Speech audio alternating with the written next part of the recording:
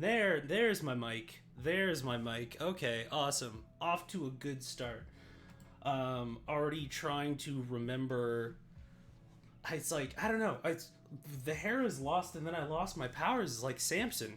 But yeah, so I finally decided that enough was enough. I didn't want to have to deal with all of this for another several months, so I decided to get it all taken off before we go down into the third lockdown in my province that we've had in the past year. So that's real interesting. It's not to talk too much about the panorama, as I'm sure that everybody has had enough on their news feeds about it, but it's real frustrating to see like some areas of the world, like New Zealand, kind of have mostly handled their deal already and are moving on, and they have access to the same kind of info that we have access to here in Canada or there in the US, and yet watching elected officials kind of just not really take the hint in terms of doing things that are actually going to help support people getting through the pandemic, staying safe, staying healthy, getting vaccinated, and all that sort of stuff. But it is what it is. All we can really do is continue to do what we've already done, which is staying 6 feet apart, only hanging out with our immediate household, and generally wearing our masks properly, covering the nose and mouth while we're out doing essential things. So we're making do as much as we can right now. The good news for those of y'all who are regulars coming in and watching is that with the free time, at least for the next month, because that's what we've been told the minimum length of this new lockdown is going to be. I'm thinking of trying to squeeze in an extra stream. It's most likely going to be Wednesday, but that's not super duper confirmed yet. But it's something that I've been keeping in mind. So look forward potentially to that. And it might end up speeding along our Dishonored playthrough, because I believe we only have a couple of missions left. So there's that one. So we have the crack in the slab, which is right after this. And then we have going after Duke Luca. And then we have kind of the final confrontation with Delilah. So yeah, we're getting there. We're making good time. I think we've mostly been one mission per stream or thereabouts. Yeah, I think the only exception to that was maybe the day that we did the talk, which was kind of, I went back and tried to do the ghost playthrough, or the Ghost in the Walls playthrough of the Clockwork Mansion, which, is not super successful at, but, we still made pretty good time. And as a good reminder, I hope everyone watching is taking care of themselves. Staying hydrated, doing a quick posture check, stretch, getting some good food in you, because you deserve to be able to minimize any kind of aches and pains that you're dealing with and watch the stream in comfort. Yes, I did not cut my hair, but I did get my hair cut. It's almost like I get a quarterly haircut, or quarterly / like tri-annually.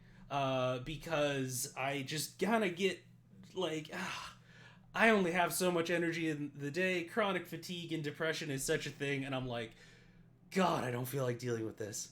But hello, Health Pack Streaming, and welcome on in. Are we still accompanying you on your commute from work today, or is this something else? Hopefully you'll be able to join us in whatever capacity for whatever shenanigans we get up to today. Let's see here. Let's see. What's on my mind today? Getting through, just finished up, watching Jujutsu Kaisen recently. It's a real, because I have a lot to praise about that show, but there's also enough things that kinda bother me a little bit that I'm like, it's worth checking out, but like, I almost feel like I feel a sense of responsibility anytime that I recommend something to someone, especially when it comes to things like content warnings and things like that, because like, there's stuff that I like about that show a lot, and there's also stuff that I'm like, and the two things are kind of at far enough extremes that I'm like, it's worth checking out. It's like on the cusp of a recommend, but not quite. Like, I don't know. Maybe it's the sort of thing that I give way too much thought about, but there it is. Working a little late to lessen my workload on the Mondays because, Mondays. I mean, hey, Garfield said it best, right? Fuck him. Not ready for the car ride just yet. Entirely legit. And have a safe ride when you get to that point, of course. And co-signed with that as well. Yeah, Jujutsu Kaisen is interesting. And also I've kind of done my run through of all of the reactions to all of the different anime that I've been watching. I've pretty much gone through everyone whom I enjoy watching react to like the final big game in Haikyuu season 4. And then I don't think we're getting the dub on that for a while, so that's gonna be waiting. Oh, here's a good time to re-up the Utopia recommend. As I've said before, I am lucky enough to be in several Discords with Jess Burst of Hope, who is one of the producers on Utopia on those channels, and just watching them talk about overlays and kind of the aesthetics of that and the accessibility and approachability for audiences makes me excited for anyone who is deciding to go over and watch those actual plays, which honestly y'all should, because they've got a whole bunch of different things put together. They've got excellent interview shows and actual plays of a number of different indie tabletop games. If you like indies, you want to support small artists, you want to support and uplift BIM POC voices, and specifically queer individuals of marginalized genders, then Utopia is definitely the place for you. Having stuff that you can almost recommend in your head is just so painful, because they're usually the ones that take up so much real estate, because you think about all the things they missed. So you're like, want to talk about it, but you don't want to get people involved in it. I think that you pretty much nailed it there, Nine, is because hyperfixation is a thing, and like overanalyzation is a thing in my head. So I'm like, there's things that I really want to praise that are done super well, and just kind of like folding those things up and looking at all those details. But then the things that are subtracting from that are also things that I'm like, I can't just sweep that under the rug of, it has its problems. You know what I mean? I can say that the parts that I've enjoyed, I've really, really enjoyed. And yeah, it's real, like, I'm stretched and not in like a good self-care way between these two sorts of things, right? I will say the magic system is pretty awesome. The monster design is really, really cool. The animation is probably the best that I've seen. Just the sheer amount of like artistry and just it's so good. All of those things are absolutely top notch and puts it like top 3 probably right now of just straight up quality anime that are coming out right now, depending on what you're into. If you're not a shonen person, exit, not your thing. But if you are, or inclined to that sort of thing, and are willing to endure like a lot more, it gets violent, it gets dark, and a lot more horror elements in it, then it might be worth your time. So yeah, I will leave it at that for a recommendation. I think that's about it. I don't tend to spread super thin in terms of consumption of media.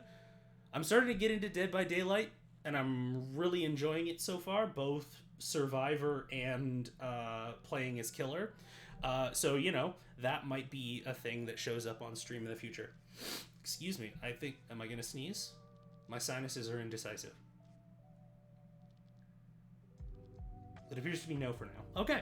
I think that's about it. So I will hop over and get Dishonored started. Oh. There it was. It was just a little bit late. It was on New York transit time. Let's open up Dishonored 2. Turn down the gain on my headphones so that it doesn't blow my freaking ears out when it starts, as it is wont to do. We go. I want to try Dead by Daylight, but also I'm a huge baby. So, interesting thought there, Jesspack, is that for me, I am also a huge baby when it comes to horror games. I'm a huge gore hound when it comes to horror movies. Like, anything I'm... Oh, Jesus Christ. All right, yeah, no, we're turning down the volume on that. Good Lord. Or at least I thought we were.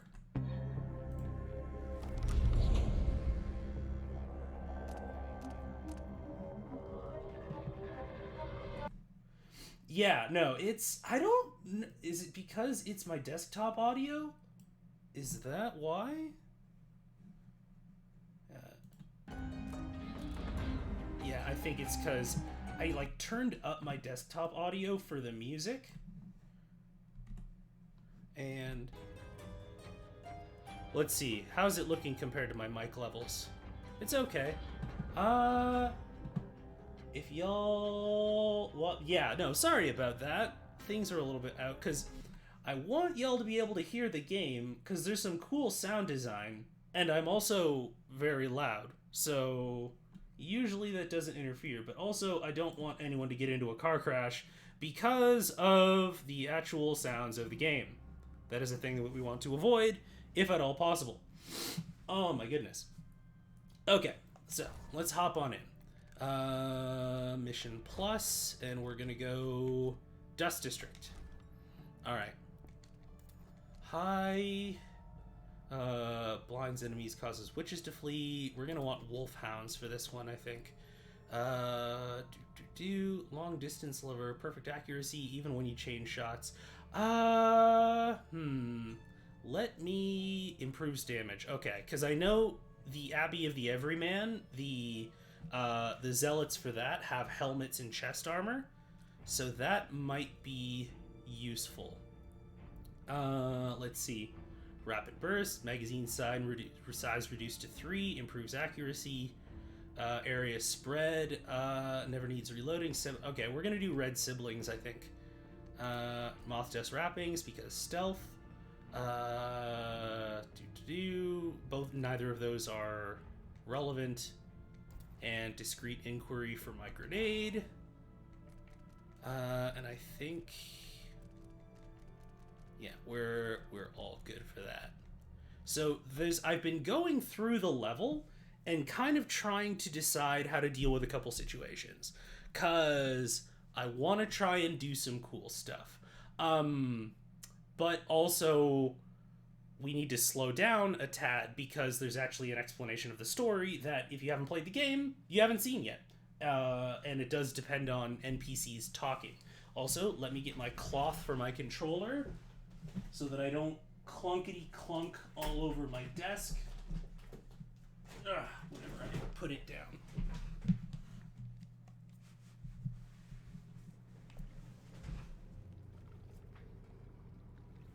Who was the man I'm after? Aramis Stilton? An ally to the old Duke, loyal and smart. Stilton helped build modern Karnaca with those silver mines. Started as a miner and worked his way up until he was a prince of industry. He's our good rich person. Good, if you remember. Night and day. Dust falls non-stop onto the district. What was once prosperous is now in ruins. I suppose the Duke doesn't care, as long as he sips from silver cups. And what are the cups a Dunwall Tower made from, Empress? He is actually a good person. He does take care of the miners, or at least did, until, well, we'll see what happened to him. But it gets a little complicated. It's addressed in the mission after this one, but he is genuinely a good person. It's just we kind of. Oh. Take you back to the dreadful Are you still talking? after you finish. Okay, cool. So the major thing that we kind of discussed a little bit in the previous episode was that the game seems to have an issue, or at least the narrative design team seems to kind of have an issue, flammable, with social mobility. Or rather, if there are themes of social mobility and change, it is inevitably led by rich people who decided to use their power well. There is very little in the way of people who, like, revolution in the sense of, like, people had to be removed, potentially violently. Like, there is no French Revolution in this game. The French Revolution would be basically that this one good noble decided that treating poor people badly was wrong and rebelled against the other bad nobles. It wouldn't be like the peasants got sick of the shit one day and brought out a bunch of good slicey boys and cut off the heads of the nobles. It'd be, that's the high chaos ending. That's bad. And that's kind of the deal that we deal with in this. Alright, so first and foremost, gonna get a nice perch right up. We're losing too many people. Good soldiers blinded by that hallucinogenic powder the Howlers use, then stabbed to death or dragged down by the Abbey's hounds. One young lieutenant got hit by an overseer grenade, and that was it. She was one of the Duke's distant cousins or something. Shit. Let's hope they do enough damage to each other so the fight goes out of them. That won't happen until someone manages to kill either Paulo or Vice Overseer Byrne. And I don't see you or me beating a path to the Crone's hand, or up to the temporary stronghold the Abbey's got set up.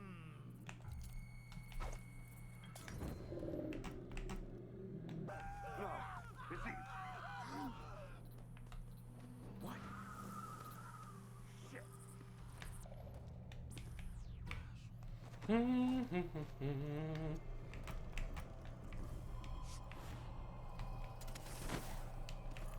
And we're just gonna put that right there.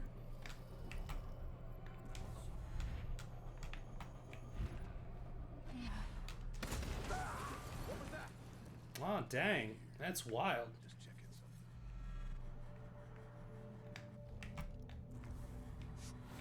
Damn. I thought I heard blood flies for a second.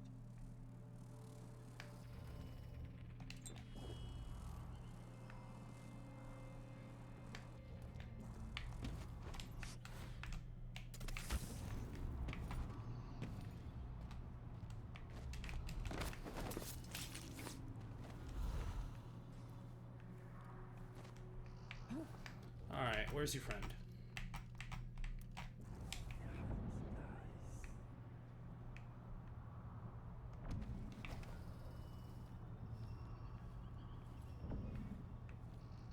Because I know he went downstairs to check something out. Is he coming back up?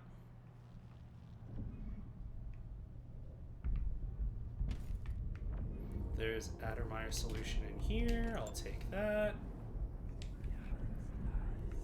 Dust from the mines. There you are.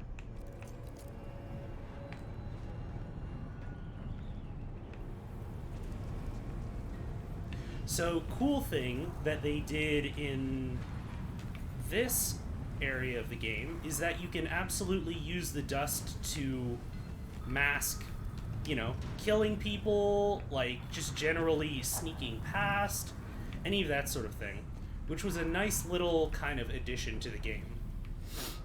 Alright.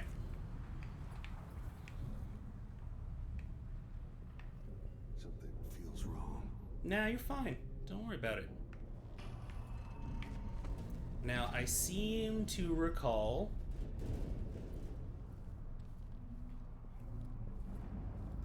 Let me just double check what I have for powers. I wish I could check my upgrades. I mean, I guess everything's fully upgraded, so... Can I... Tutorials? Okay, because it treats it as like a new game. Keyboard mapping. Can I access the tutorials for my powers? No. Okay, cool. Well, we're gonna try and do this correctly and see if I can kick him over the ledge, because I have a blink attack move.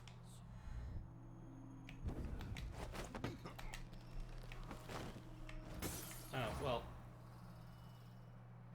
I don't know what killed you, but okay. Sure.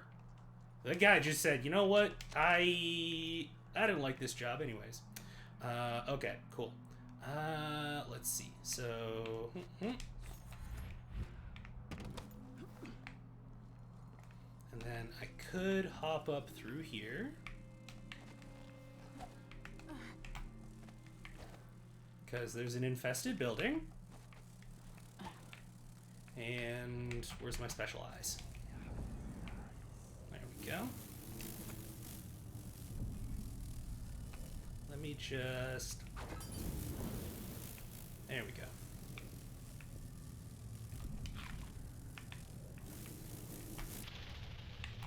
This is honestly what I end up mostly using the pistol for.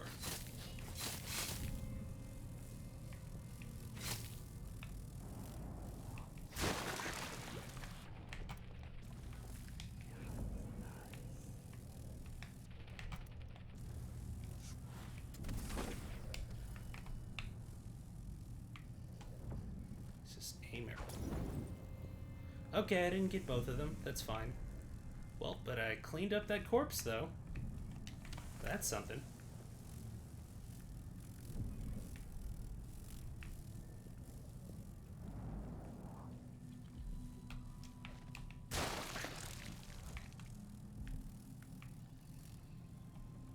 Bone charm.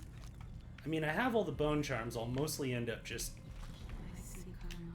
Or rune. There it is. Darkness, hate, and corruption.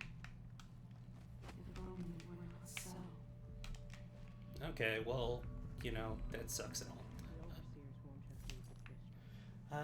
Let's see. Do. Can't imagine why. Don't worry about it. Yeah, you're paranoid. Hello, Emily. I've been doing reconnaissance, talking to people. The Overseers and the Howlers have divided up the district. Just ahead is neutral territory where no one will harass you. But further on, the Howlers and the Overseers both have boundaries set up. And beyond those points, they'll attack you on sight. Aramis Stilton is the real goal. Sokolov said you had an idea. Yes. I believe that if you take out Paolo or Vice Overseer Byrne, the other one will grant you safe passage and will help you get inside Stilton's home. Neutralize either one of them and bring him to the other. What else do you know that might help me? Byrne is protected by the Overseers. Paolo has the Howlers, but I think he's also got some kind of black magic charm. They say he's got to die twice before the sun sets, or he can't be killed. Good luck with that.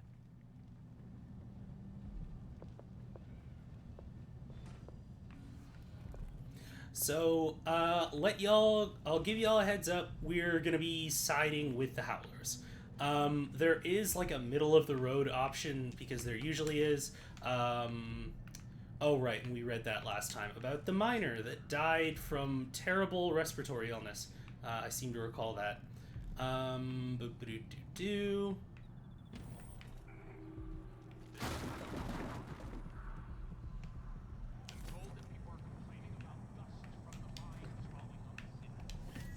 There we go. And then I have all of these sorts of things. Okay, I have... What's the... let's see. Blink assault. Aiming blink enemy and attacking just as blink ends will deliver a powerful front kick, throwing them forward. Unaware enemies are assassinated normally. Interesting. Okay.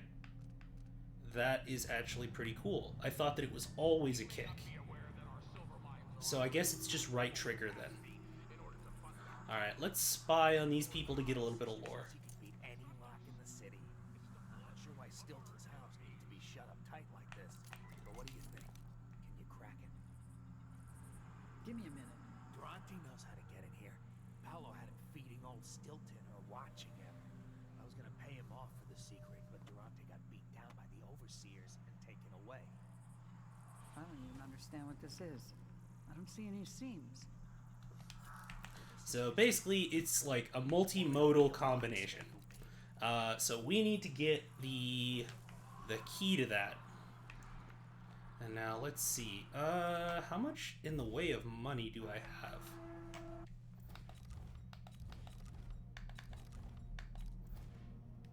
I could just easily see it, but I guess not. Okay, so essentially we have let's hop up in here. Up in here. Those are the howlers.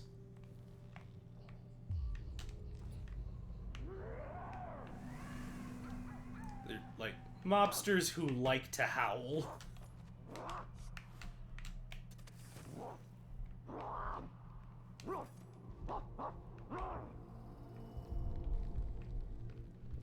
Ba ba ba ba.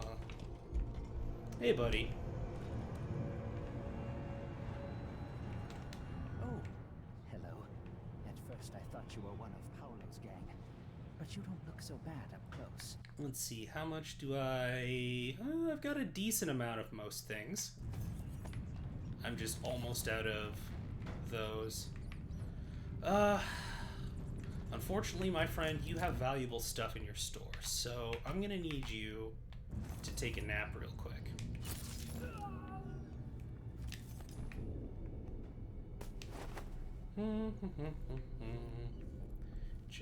Just chill for a little bit.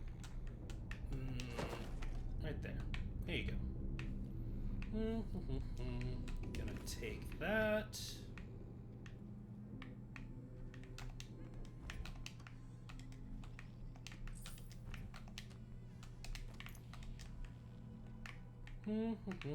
Copper wire, a little bit of money. Because we're gonna have the black market in the next area. Oh. Oh, hey there, Eldritch Crow. Welcome on in. How are you doing? I hope that you are having a lovely Friday. A bone switch axe to pick with you and handing Monster Hunter fixation. Yeah, I tend to do that. I recommend things and then people get really, really into them. But I'm happy to hear that you are enjoying Monster Hunter World/Rise. I don't actually know which one you are currently playing. Okay, so let's listen in for some lore. This is Lucia Pastor. She takes care of the workers. The soup is only for the workers and their families. Something tells me you're not one of them. So she is one of the... Are you coming tonight? Oh. She's one of the good rich folks, basically. Her family are all nobles. She decided to separate from them and help out the civilians, which we can see. Open discussion, fundraising for the miners, widows, and orphans. Do you have a son, husband, or father working in the mines? Do you want to know what's really going on down there? Would you like to spread word about the horrible conditions under which our loved ones are laboring? Join us and share your story. So, essentially, an awareness campaign, but again, you know, not to get too much into the guts of the narrative design as we're getting into this level, but there's a lot of like, oh my goodness, it's so bad, but then anything apart from kind of awareness and hoping that someone, you know, with more authority decides to change it using the systems involved is kind of frowned upon. So yeah, that's kind of a thing that happens often in this game. Also, how about sharing some of the imperial currency? When the overseers come around with their questions about your suppliers, about the special trinkets you carry, well, you know how the Abbey feels about that. What would they do if they knew you were selling Give me a cargo handout. I'm not proud. Who keeps them off your back? Mama, I know what he does for me. For all of us. That's right. He sends us out to risk our lives for you. But somehow, you're not grateful. I can't afford what you're asking. Then why do you take our protection? You don't give me a choice. It's the overseers who don't give you a choice. Just think about what they'll do if they find out what you're up to. Then let me know when you can give us the money you owe. Paolo just wants to... Here you go, buddy. Thank you, friend. You take care of business here. Let me just...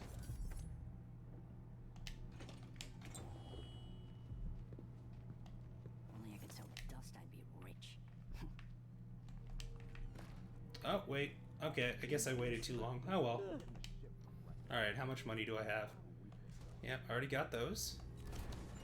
I thought that I was overloaded from the other level. This little war scares off buyers. Who's worse? Oh, this is what I have. And then I've got pretty much everything upgraded. So, fun fact, you can absolutely get into... Well, I guess I have yet to find one of the shops that you are unable to rob. But basically, you need to be able to get into this apartment, get the combination for this down here. So, what we're going to do... let's see here. Now, where are we gonna go? Because there's this little section under here. Can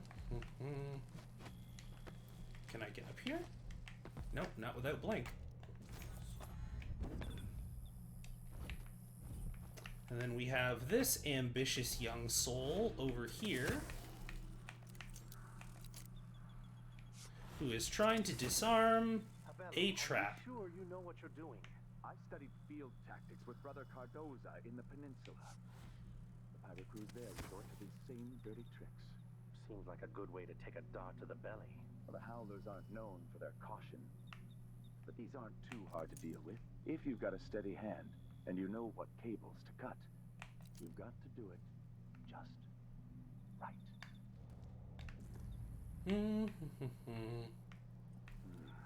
Wait a second. Labor that is rigorous, squeezes the muscles as a sponge, rinsing impurities from mind and body.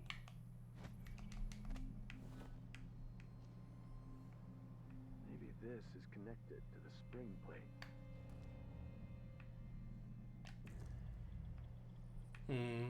Let's see, what do I want to do here?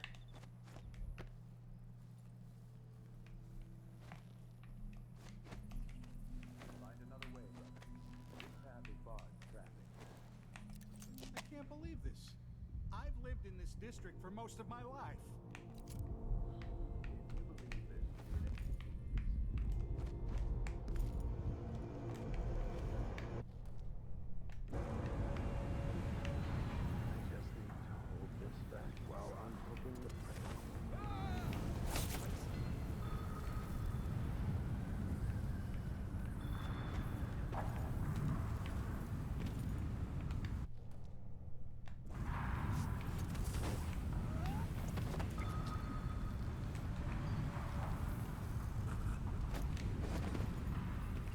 You know, you were right about that tripwire, man. Or, you know, we could just leave that. Never mind. I should have put him in the dumpster, but I guess I don't have to deal with the body, since they kind of disappear anyways.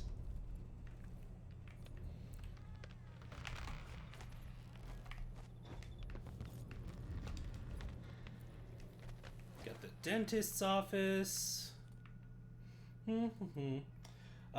It's been a wonderful rest day. Downloaded Monster Hunter World and cleared through all the tutorial stuff. First 2-ish hunts. Enjoying both games though. Maining Switch Axe for now. Switch Axe is a good, and I don't want this to sound like a backhanded compliment, it's a good starter weapon. It's a mighty fine, like, just main weapon as always, but it's good for, like, getting used to the resource management that happens in Monster Hunter, but it's not quite to the degree that you have to deal with say, the charge blade. So yeah, no, switch axe is pretty fun. Gotta love the swag axe. Is there anything in here?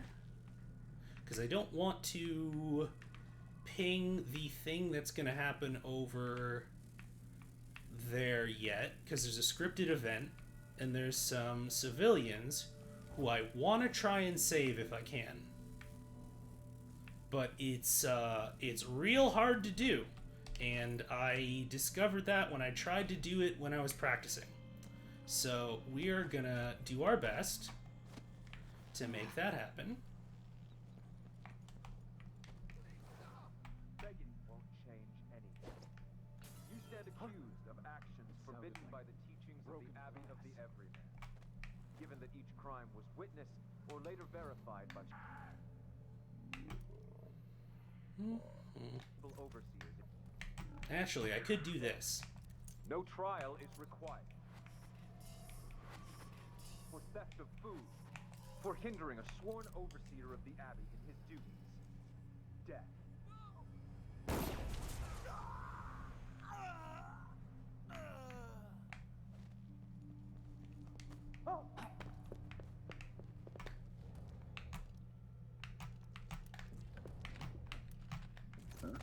I wonder who's here. What?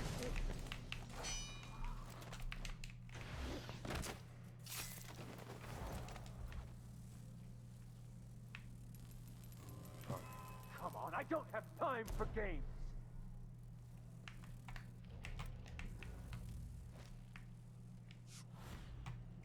Hello? Come on. Fair fight. A fair fight, really. Get a little bit of mana back.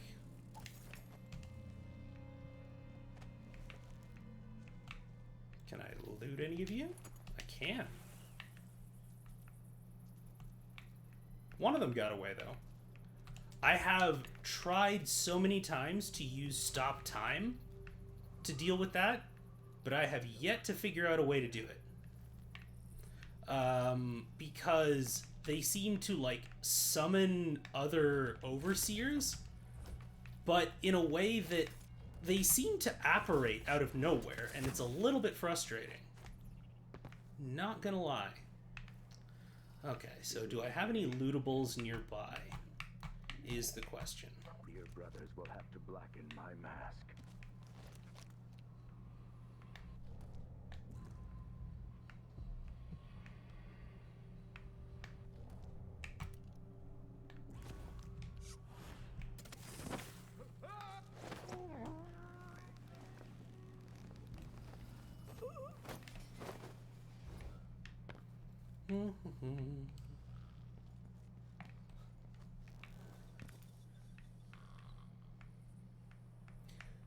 I guess there's a dumpster over here.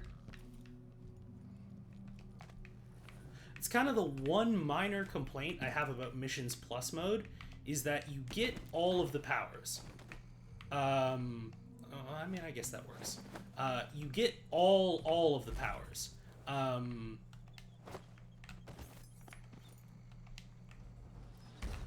Including the ones that automatically turn bodies to ash. And I like the challenge of having to find a way to hide bodies. Like, it's... I don't know. It seems somewhat like the gameplay feels lesser without that particular challenge. But I'm weird like that, so your mileage may vary. Have I wisdom to convey? I mean, I don't know, disembodied voice. You tell me.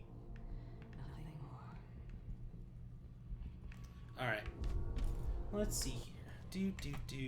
It's been forgiving of my button mashing. I mean, it's one of the few weapons where there's entirely a thing to button mashing, like the wild swing that they added in Iceborne.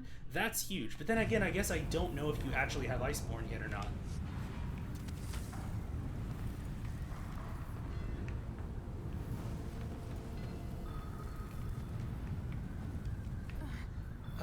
Okay, so where... There's a secret room over here.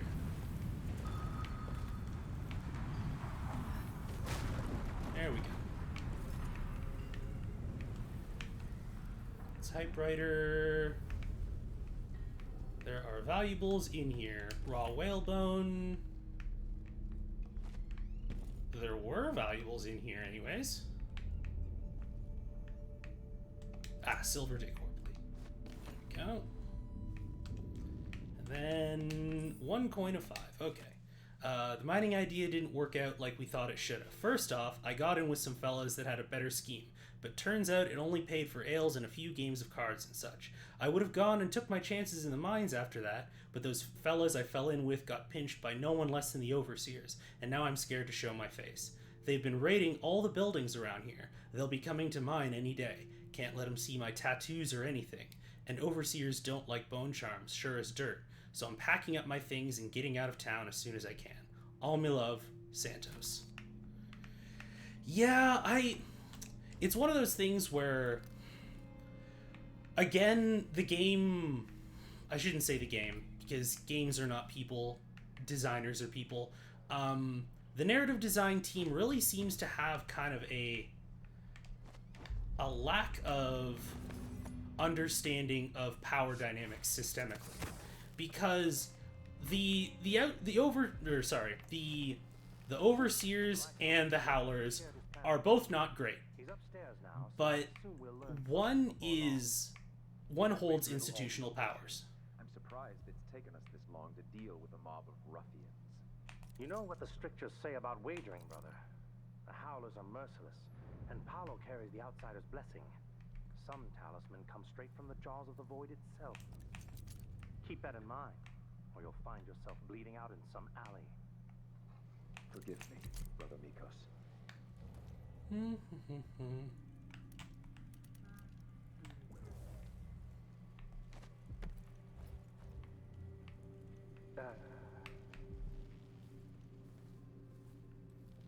There isn't a rafter or anything I can get into over there. Alright. Let's put on my special eyes. Alright, we got one dude asleep. We got one dude at the desk. We got the guys out front. Let's see here. Are either of them looking this way? No, they seem to be over there. Okay, cool. Well, we can definitely take care of that and make sure that they don't come in and disturb us. I can't shoot him either. Okay, interesting. Because he's got a helmet.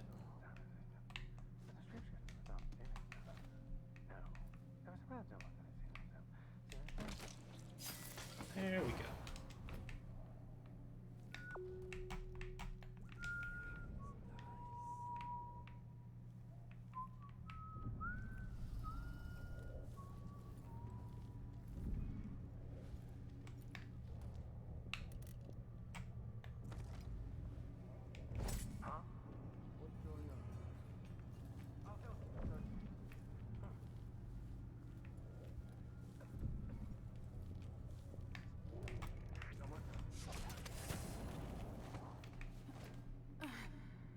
I wonder who that was.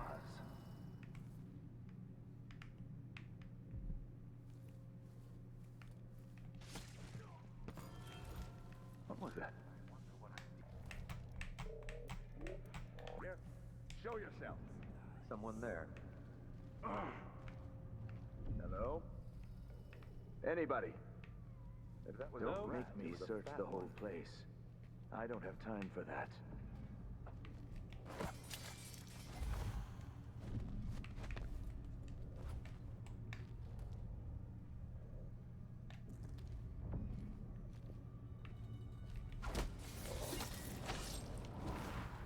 Y'all really gotta check your corners.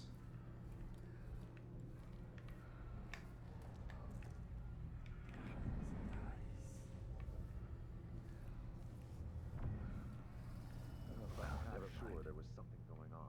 Nah, it's all good. Next time.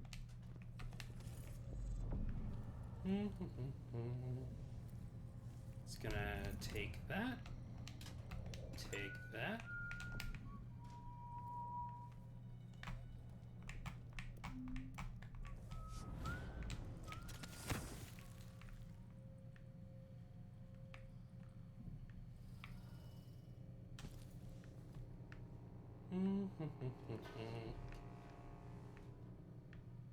Oh, geez, I missed an Addermeyer solution. Gonna take that real quick. I haven't even looked at what my charms are. Or wait. I swear, if I don't have anything equipped... Of course I don't have anything equipped. Alright, because I went to... You know what I'm gonna do? Yeah, that was from the other day.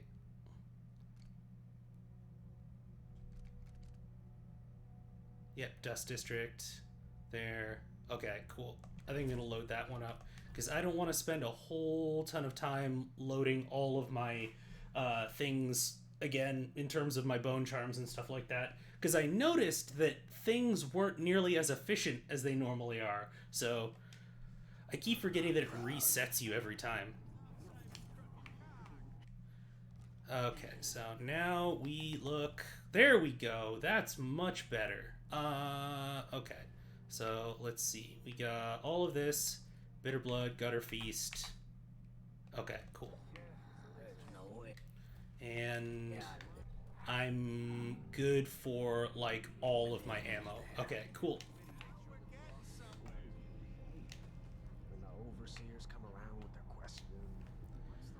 Alright, well, and this time I'm early enough to catch this, so...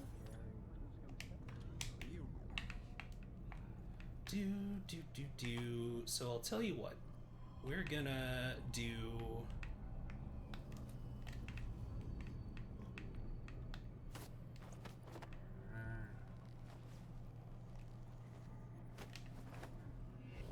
Abby feels about that? What would they do if they knew you were selling carved up whale bone? Who keeps them off? You just didn't even notice that your friend was gone. Well, no honor among thieves, I guess. And yeah, I've got plenty of Addermeyer solution now, so I guess I'll just do bend time again. Or we could...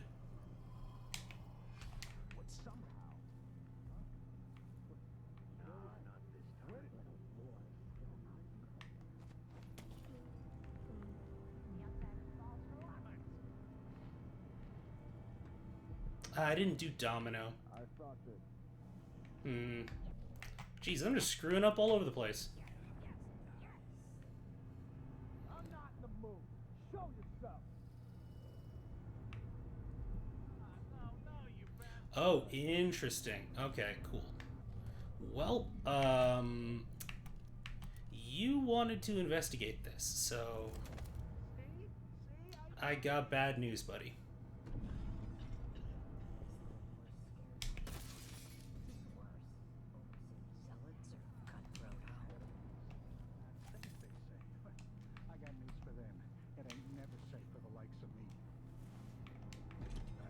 Anyways. You wouldn't know anything about that child that got hit, would you?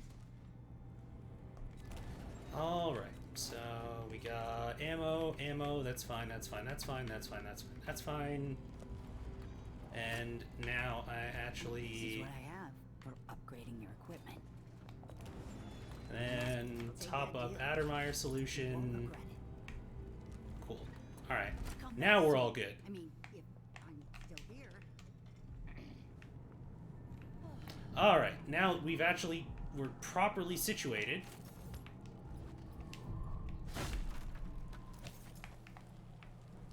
My goodness.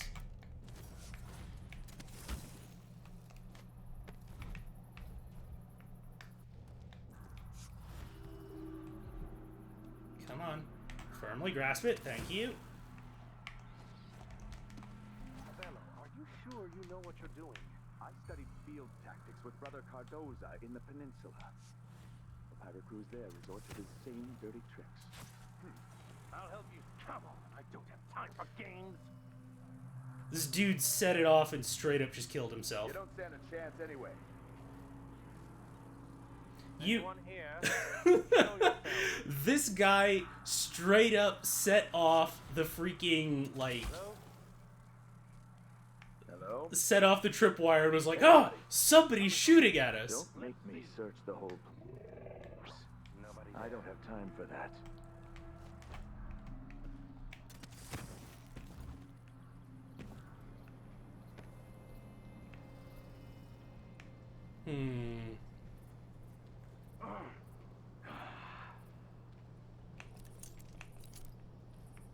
I wonder what I'm dealing with. You do not want to know, my friend. Nothing after all. I don't know if I'm going to be able to do both, but I can definitely... Something is amiss. I'm going to try something here. Grown bold by these times. I shall not abide. Because you're going to go there. Blasphemous wanderer. What was that? Wait. This isn't... So, let's see. What was it?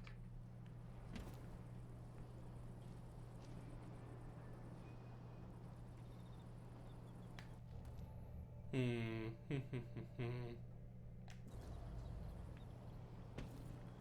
that was a rat, it was a fat one. I do not know how I am even standing on this right now. Someone there. I'll ask again today if this is truly her chosen path. I can only hope the outsider hasn't gotten to her first. I'm gonna... I can probably land silently if I assassinate him. Yeah, we can do that. I wonder who that was.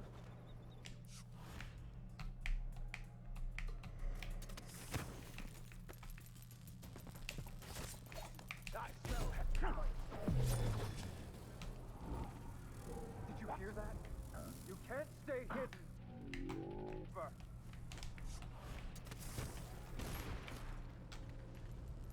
Accept your fate.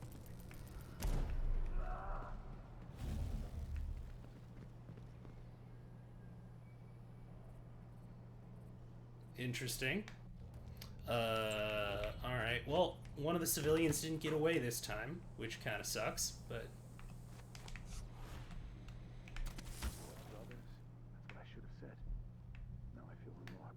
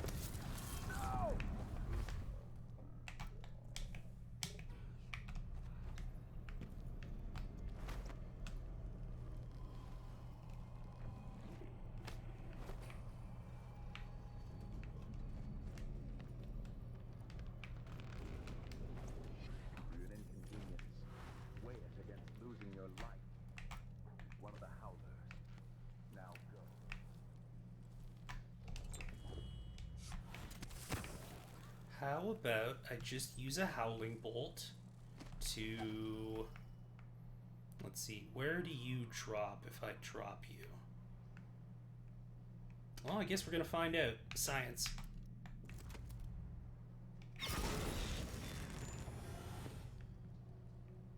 That wasn't near enough, huh?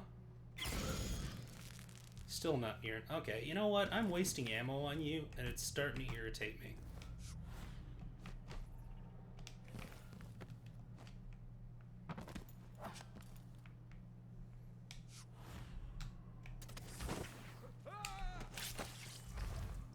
There we go. Sometimes the simplest ways are best.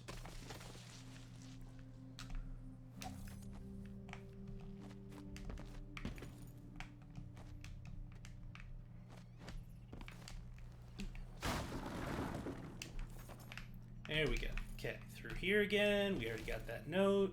There's raw whalebone right here. Spare change. Cool.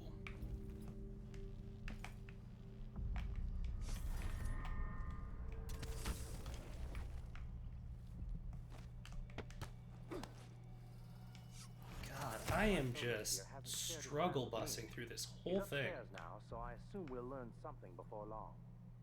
I'd wager it'll all be over soon. How about Long to deal with a mob of ruffians. You know what the strictures say about wagering, brother? The Howlers are merciless, and Paolo carries the outsider's blessing. Some talisman come straight from the jaws of the void itself. Keep moving.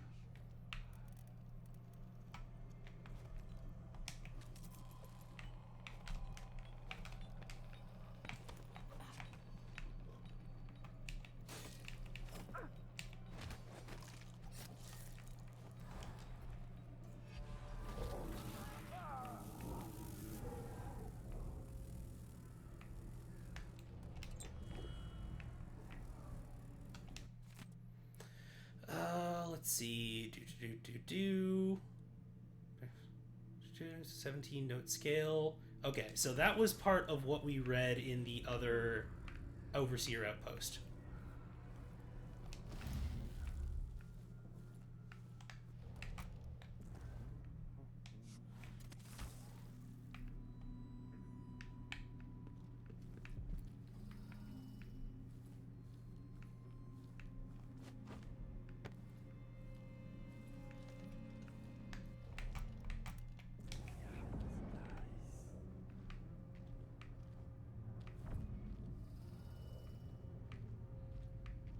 One way to say it's the Abbey.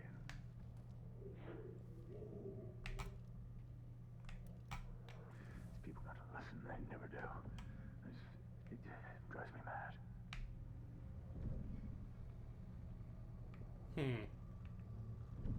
Guess that's outside of the range of my dark vision.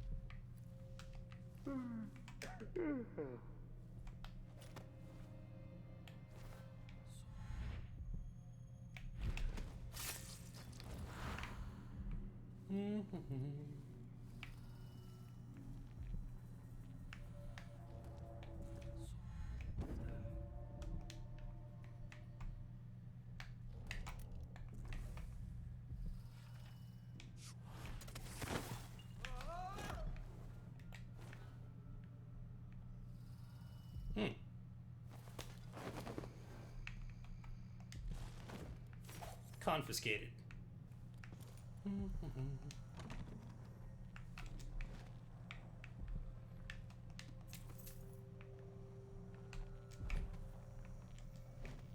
Contraband.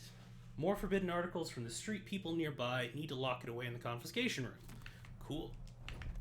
Really shouldn't leave that sort of stuff out.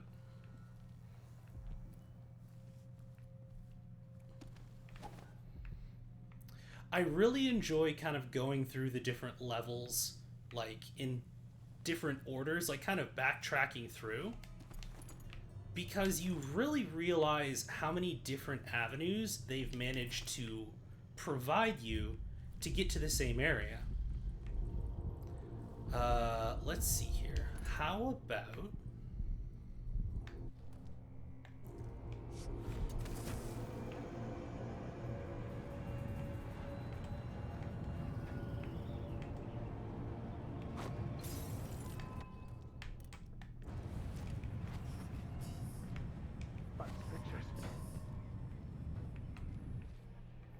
No. That's some crap. there is no way you should have been able to see me. But okay, that's... alright. Like I say, sometimes the visibility and, like, the vision cones of the enemies leave a bit to be desired. I'm not gonna lie. No, no, no. Okay. Just unlock this, open that, grab this, take these. So their, like, confiscation was straight up just... And by confiscating, you mean just straight up robbing people.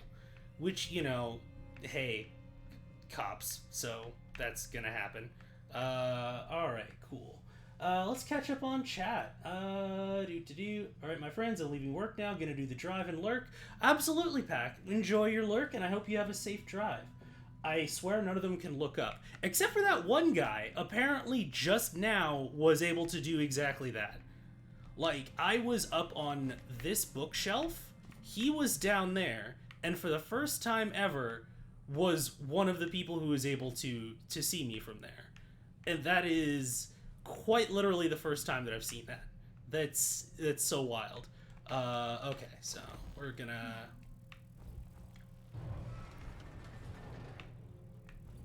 Okay. Interesting.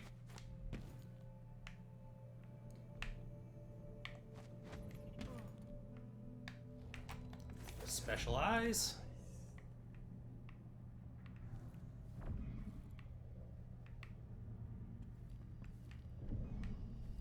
Oh, right, these guys.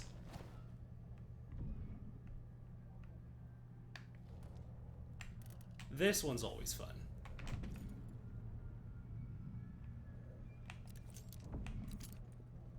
Unless your script is frozen. Because you're T-posed. Sir?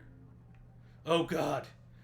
It's the worst symptom of all. The T-pose. The worst rigor mortis. Now I'm extra curious about that. Because... Oh! I didn't see the one coming through the window. She was quick. Oh, there we go. The Howlers are cowards, brother. But we accounted for 6 of them. I'm glad it's you in the end. If I have to go, it warms my spirit to spend my last minutes with a true friend. You honor me. I wish there was another way, but it's a gut wound, as bad as any I've seen. Oh, thank you, Al Jeter. Please tell me if I'm pronouncing that incorrectly. Thank you very much for the follow. I appreciate you.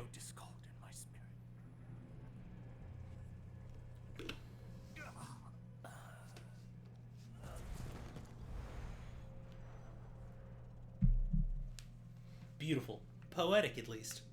Oh, just gonna...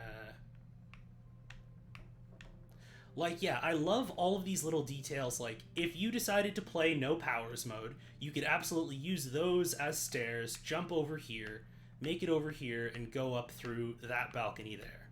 Like, that's... I really enjoy all of the little design details like that. If you were not a scrub like me, who screwed up the jump, which I am wont to do quite frequently. I didn't even have to jump across there either. I could have just done that. Nothing there. A lot of bone charms, though. Lot of bone charms. Okay. So we got Overseer down there. Equip my special eyes. There he is.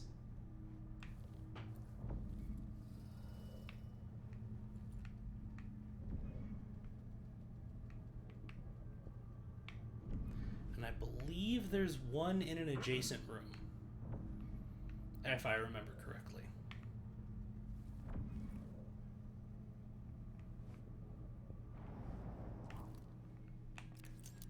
So there's... No, Overseer Burn is right there.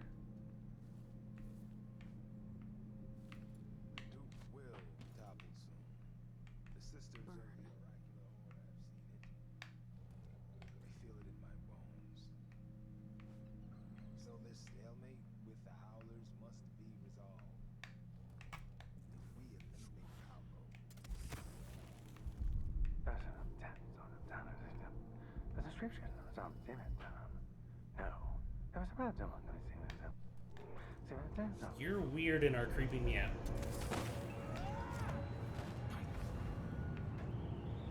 Well, that didn't go as planned.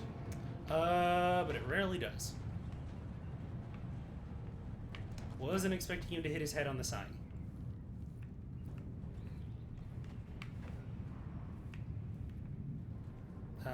But that's just a solid wall. I can't get through there. Can't get there from here.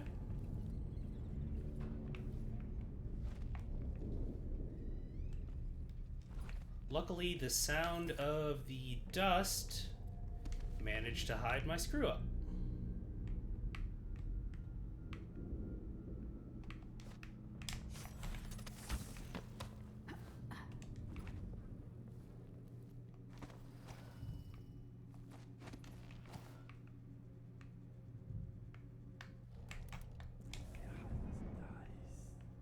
No? Okay.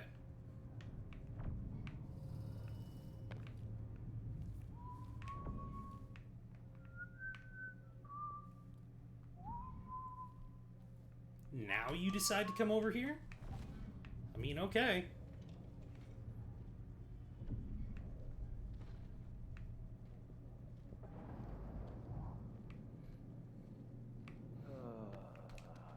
Oh, I have an idea.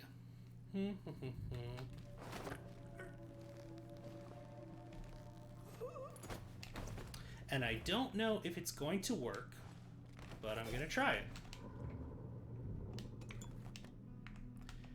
And it will determine, or rather, it will be dependent on what the actual trigger for this is.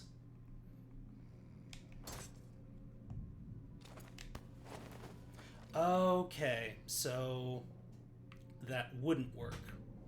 Interesting.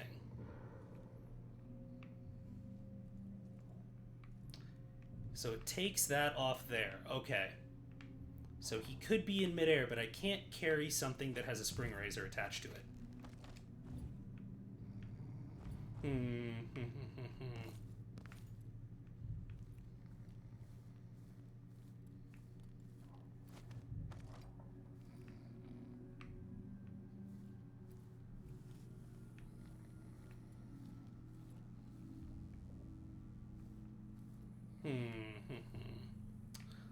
Well, that kind of cuts down my creativity, doesn't it? I'll just plop you right there. Always at the glass. Always at the glass. All right, cool. Anyways.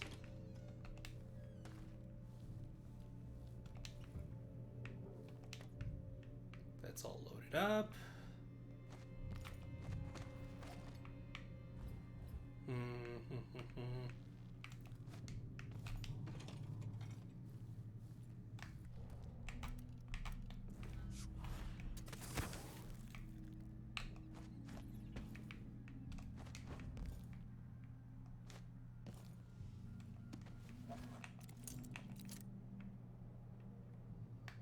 Where's Vice Overseer Burn? Okay, he's right there. Gotcha. Okay. So then, instead... So he's already taken out. Okay, cool. I think I can do 3 in 1.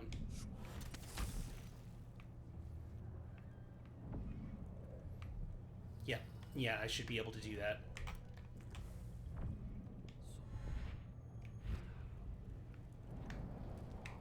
Because this is what we're going to do. We are going to...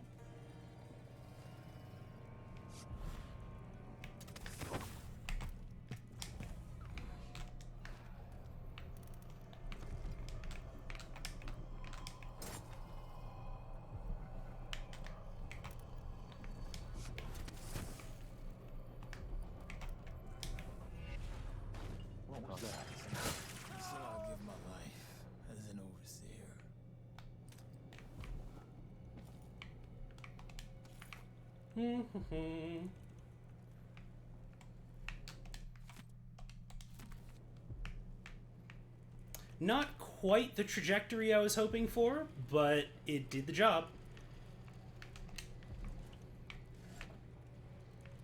Oh, I thought that was flammable. Oh well.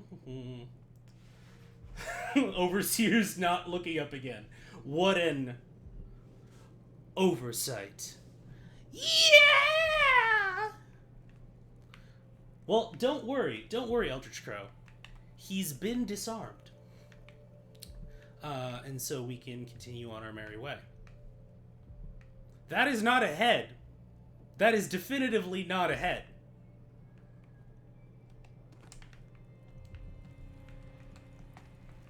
Gentlemen, I hear that you have been understaffed, and therefore I wish to give you an extra hand.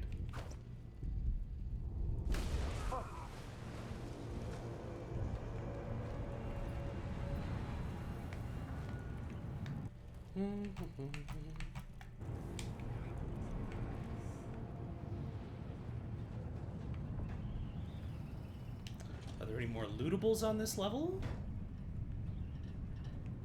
Any more lore?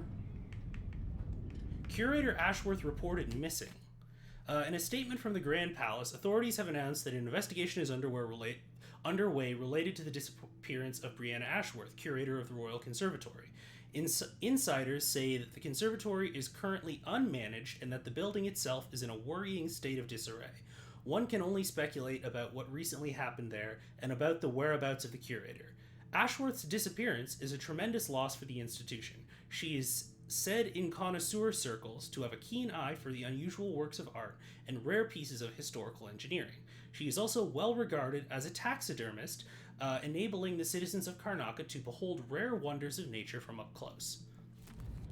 Now, I'm wondering whether the Duke and his associates just, like, executed her just to kind of keep her from talking now that she had no more occult skills.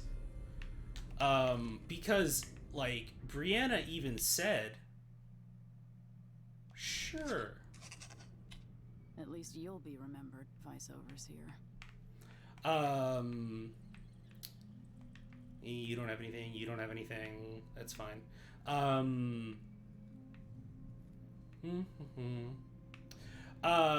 Because during the end of the mission, when you speak to Delilah's statue, she's like, oh, it's unbearable for me to see you like this. It's so awful. Also, there's this. Durante's key. And his body is downstairs, but I don't need it.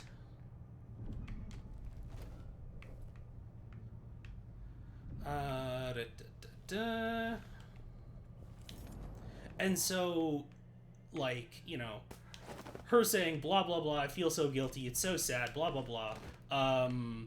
But then also just, like, as soon as she isn't useful anymore, they decided to kill her. Also seems viable as, like, a possible outcome. Because, not good people. Not super good people, the Duke and his associates. Okay, so I think I've got everything from here. I'm wondering what this building used to be before they decided to hole up in here. Let me just spin the globe real quick. Okay. So I need to get back to the Crone's Hand.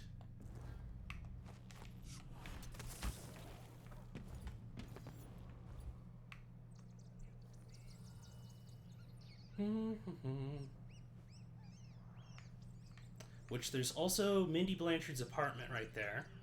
So I'll do that after I get the information that I need from Paolo.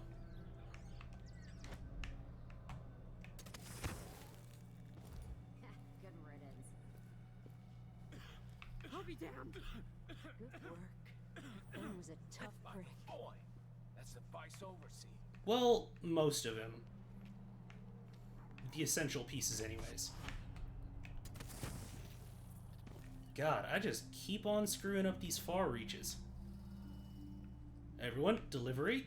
Excuse me. Pardon me. Walking around with Burns' body. Bold. I mean, I'm gonna have to switch shoulders pretty soon, because this guy is pretty heavy. Gift for Paulo, I bet. Then the city is ours. Expedited delivery. I've been trying to bring Burn down for months. You did what others couldn't. And now you own me, Paolo. We've been at war with the Abbey, not just over territory, but over the people of Karnaca as well. This is my home. And I'm going to send Burn to Dunwall in a box to explain things to the High Overseer and the Empress herself. Bet you didn't see this coming, Vice Overseer. No. What is it you want? Hey there, Ro. How are you doing? I hope you're having a lovely Friday, and welcome on in. You're intriguing, and maybe more dangerous than most who darken my doorway. I advise you to remember it. Here's what you'll need to enter the house. I mean, honestly, like, the protection rackets kinda is not great, but most of the stuff that Paolo says is like, this is my home. They've been trying to, like, get these people corrupted, but then listening to the Vice Overseer and the other Overseers, it seems consistent.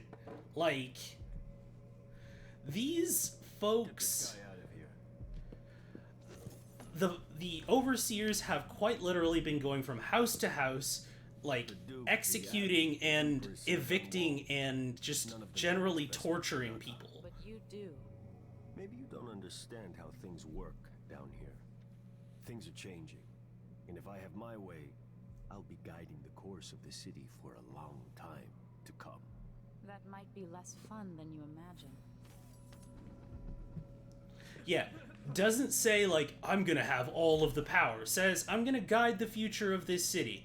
Doesn't say, this is my domain. He says, this is my home.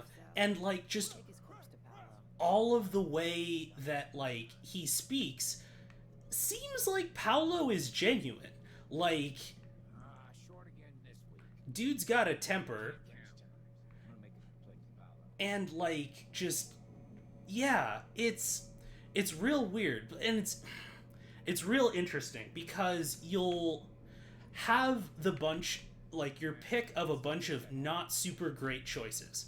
Like, you will have the mob versus the police, for instance. And, like, there's been some really interesting sorts of, like, relationships between, say, the mob and unionizers, for instance. You have the whole, like, Jimmy Hoffa sort of story. And all of those sorts of deals. I don't think... I was gonna take that, sure, why not? It's interesting, the parallels to real life. Just gonna... Duranto got himself nicked by the Abbey boys. They've got his office key. Yeah, I got it. It's all good. Just close that, so you don't have to worry about watching me steal your stuff. Code to Stilton's house. Got that from Paolo already. So the middle of the roadway that you could do was that you knock out both Paolo and Vice Overseer Byrne. You take them to this to a location, and basically they get two of the miners out, and then the mining company agrees to let the two miners go as long as you have two people to take their place. So you knock them out, you put their name on the registry or whatever. That's why they had you put, like, Vice Overseer Byrne as one of the fallen. And then basically you sell them into indentured servitude for the rest of their lives. Again, the morality of this game, that it kind of chooses, like, well, it's just wrong to kill them. What the middle of the road solution that gives you low chaos is selling them into effectively slavery for the rest of their lives. It's a very, once again, kind of very neoliberal version of what, like, ethical solutions are. I'm good. I'm at work, but I'm alone in the back, so I figured I'd take advantage. How are you doing? I'm doing pretty all right. I had a little bit of a flub at the beginning of the stream in the sense that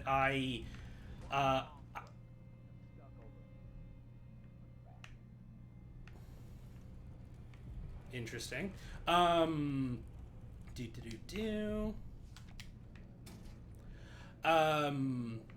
Where I kind of started another Missions Plus game, but essentially what it meant was that I kind of, whatchamahoo's it?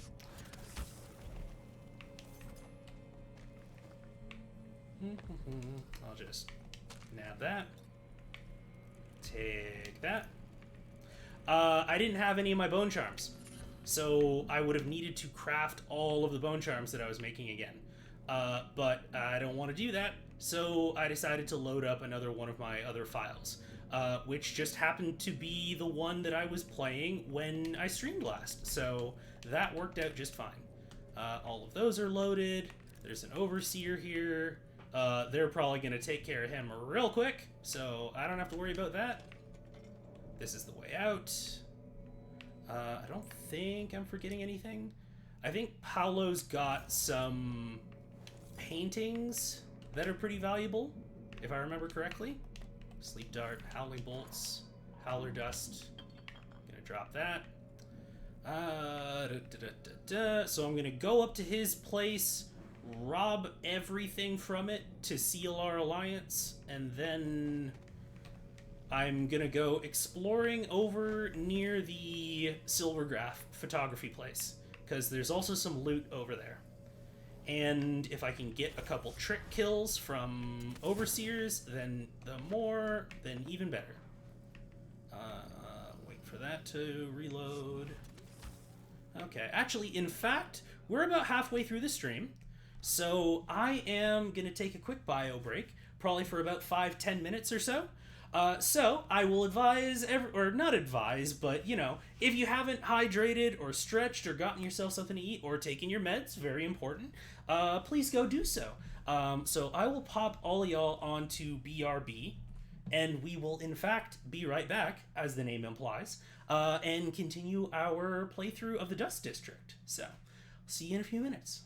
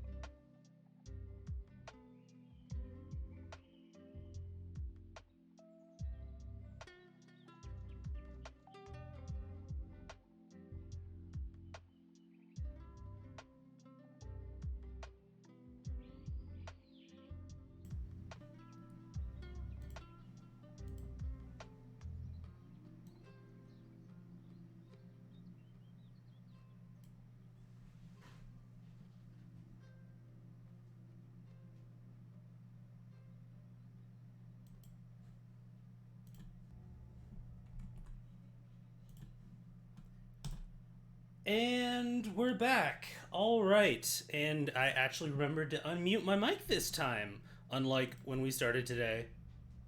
And when I came back from break last week. You know, it's becoming a trend. I feel like I need to, like, set an alarm for myself or a reminder, like a sticky note or something, and it'll do that. But yeah, as another quick reminder, everyone please make sure that you are staying amply hydrated. Hydrate so that you don't dehydrate. And I hope everyone is taking care of themselves on this lovely Friday evening. How's everyone doing in chat? I know we got the regular lurkers who are always in there, but I hope everyone otherwise is having a lovely time. As well, and please don't feel any obligation to do this, but I did want to say, if you do happen to have a moment in the stream that you're having a good time, making a clip is tremendously helpful.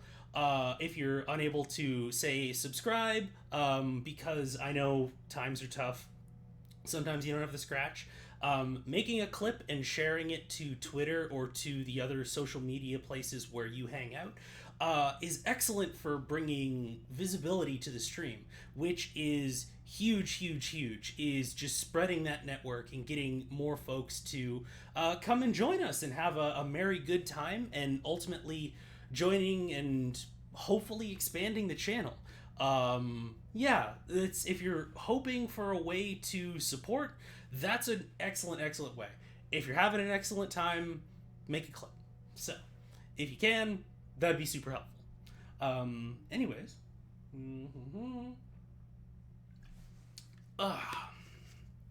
Appropriately... the vocal cords are appropriately nourished. Let's hop back on in. Okay, cool. So now we pretty much just have... We're going to look through Paolo's hideout. Yep. And all of these people are friendly now because we decided to side with them.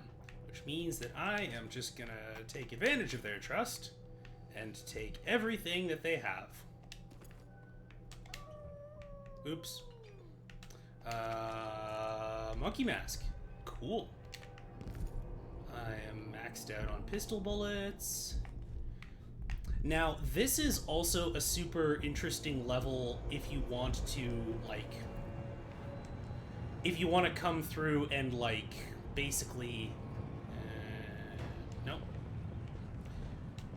If you're doing the other, like... The other end of this quest, basically. If you decide to side with the Howlers and Paolo and everything. The Howlers are not your friends. Again, if the cops are telling you that someone is... You should not trust them, as trustworthy as they may seem. It's like, I don't know if that's accurate. Reward for information. Arrest of Paolo or other key gang leaders. Also, I love that Paolo doesn't have a last name. It's just Paolo. It's like Cher. Let's see here. Spin the globe. This is Paolo's bedroom.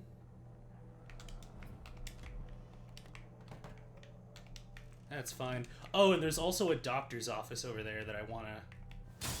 What was that?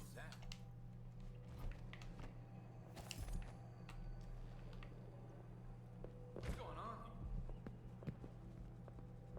Yeah, nothing happened. It's fine. Just glass exploded. It's weird. Yeah. There's also a doctor's office over there with a few lootables in it that I want to go over to. And also, close that, open this, take this, take this, take that.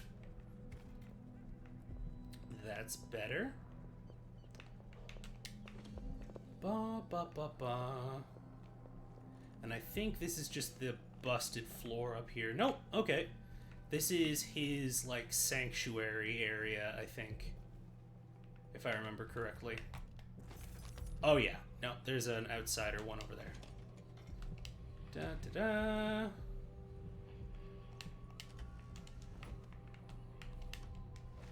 And I just, like... It's interesting to kind of parallel this to tabletop games. Because I think in the sense that, like... You know, say in Dungeons & Dragons when you're building a dungeon... there's a propensity of even professional, like, adventurers to have dungeons that are basically, like, they're supposed to be places where people lived, like, you know, dwelling places and everything, but they're kind of not. Like, very much the structure of a lot of traditionally made dungeons, and say something like Dungeons and Dragons, are very kind of like, they're built to be tactical setting places for battles. And they, like, basically, it's a battlefield that's painted like a house, but it's not painted like but it's not a house. As opposed to taking cues from video games where I can do battle in any of these areas. It is built for me to traverse. There are shelves for me to jump up on top of. This area is kind of more difficult to do that because it's a lot more open, but there are ways to structure architecture in order to enable certain types of gameplay. But then also, if I just take a walk through this room, it makes sense. Because, like, okay, so here is where Paolo's Shrine to the Outsider is, right? Obviously, it's going to be in the furthest most corner, because you want it to be secret. And then you have his office, you have a public meeting place, kind of open. I don't know why you just have Dust District written on this, but whatever. And then just kind of an open meeting place for friends and associates to meet, leading out into the more open entrances. And here are the windows that you can jump through, sneak through. Here's the rooftop, and all of these different things. And you'll notice that the structure of this particular architecture enables both and sacrifices neither. So yeah, I think that it's a good example to draw from. I really hope that tabletop games draw more from other types of games and other mediums. And because right now I feel like, largely because of the domination of Dungeons and Dragons, which is kind of its own thing, separate from tabletops in general, it's kind of this very isolated sort of thing, and I think that there are a lot of tools and techniques that you can draw from other forms of games that will further refine the experience of making tabletop games. Ooh, another spring razor. Need those. Maxed out on those. Let me look around with my special eyes. Because there are some runes in there that I'm going to grab. One of these. Heavy pouch. Take Vera More's portrait. Vera More.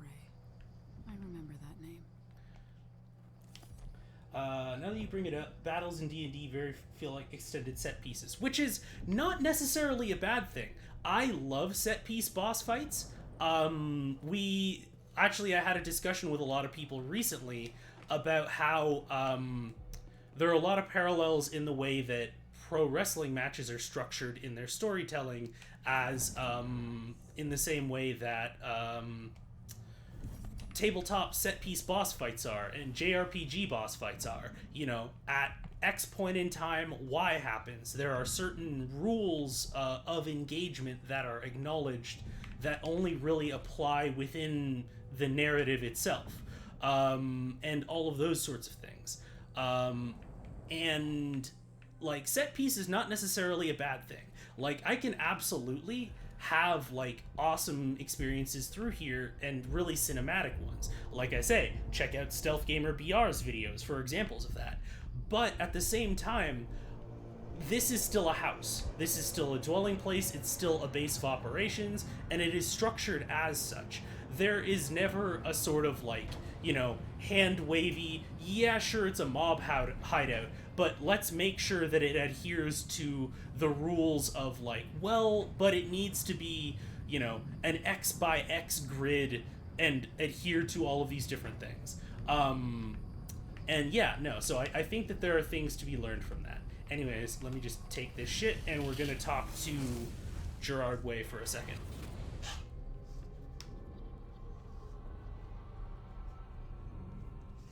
In case you're wondering, Paolo's not one of those unhinged cultists who believe I will grant them favors if they leave a big enough offering or play just the right musical notes.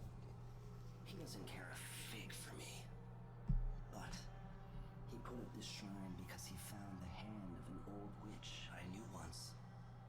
And Paolo saw right away that it pays to have an edge. Sometimes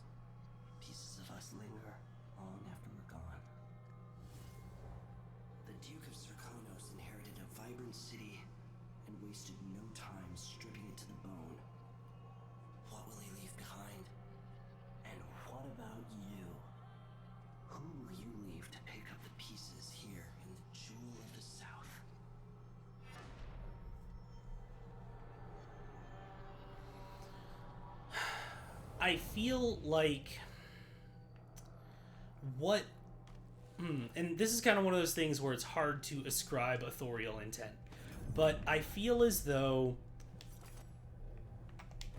the outsider as a character is kind of meant for you to question a lot of assumptions about the way that you look at the world and morality through the fact that he quite literally lives and exists outside of it. But I feel as though the degree of success with which Dishonored 2's narrative design team is able to do that is mixed. I think that there are definitely some points at which it is done incredibly well. He has a very good point in terms of, well, okay, what you leave behind is just as important as what you choose to destroy. So keep that in mind. And I think that that is a very valid thing for him to say, and a very valid thing for someone like Emily to keep in mind. However, there are also some earlier points in the game where he kind of like pseudo prods and guilts you, but it's not as directed necessarily in terms of like, you know, what's the point of you doing this? And the answer could be that, well, he just finds it amusing and everything. But then, like, there's a discordance. There's a discordance between, like, interesting. Rune or bone charm. Where is it? Is it up here? Is it nearby? Oh, right, the heart. One right there. Did I not grab the one that was in his office? I thought I grabbed the one that was in his office. Apparently not. Excuse me, sir. Thank you.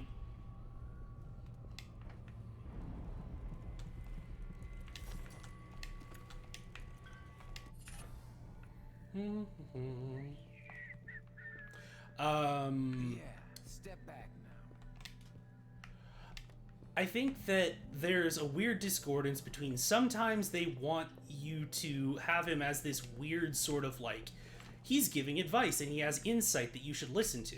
And then other times he's just kind of this enigmatic figure who just kind of does what he wants when he wants, and like whatever. He's like, he's so unpredictable and everything like that.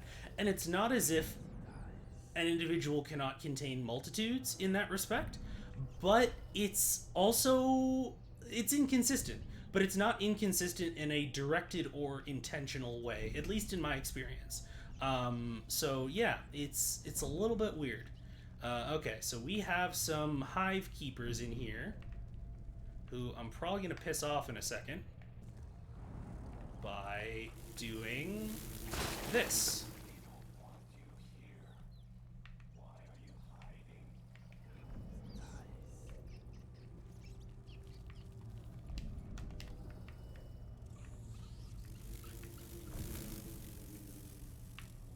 And you're on the ceiling, so I'm gonna do this.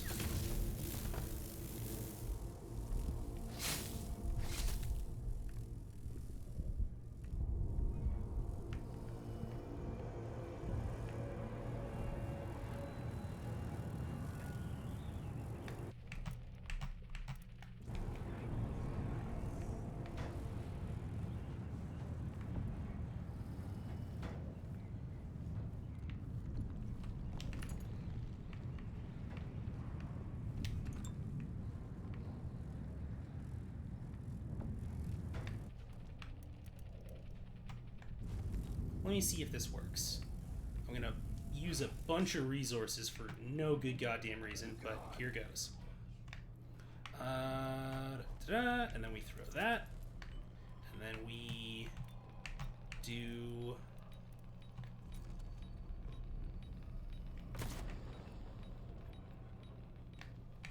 Nah, that didn't work.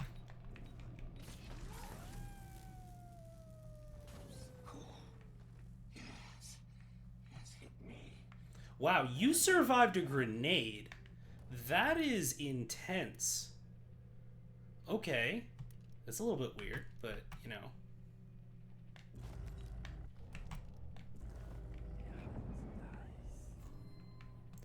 Well, let's do,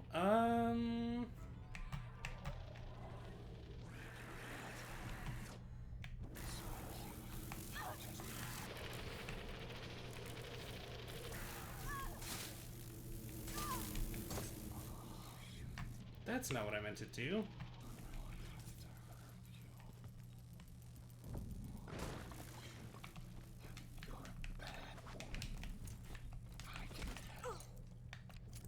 Jeepers. Okay, let's reorient here for a second. You're not down there anymore. That's fine. Let me... Okay.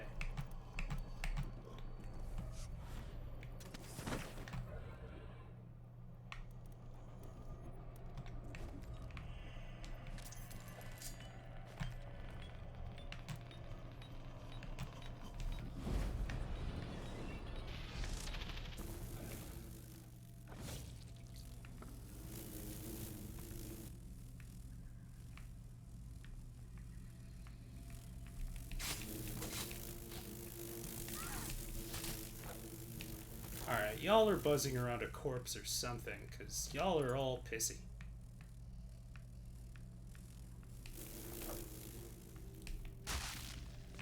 I thought that nest was dried up, apparently not.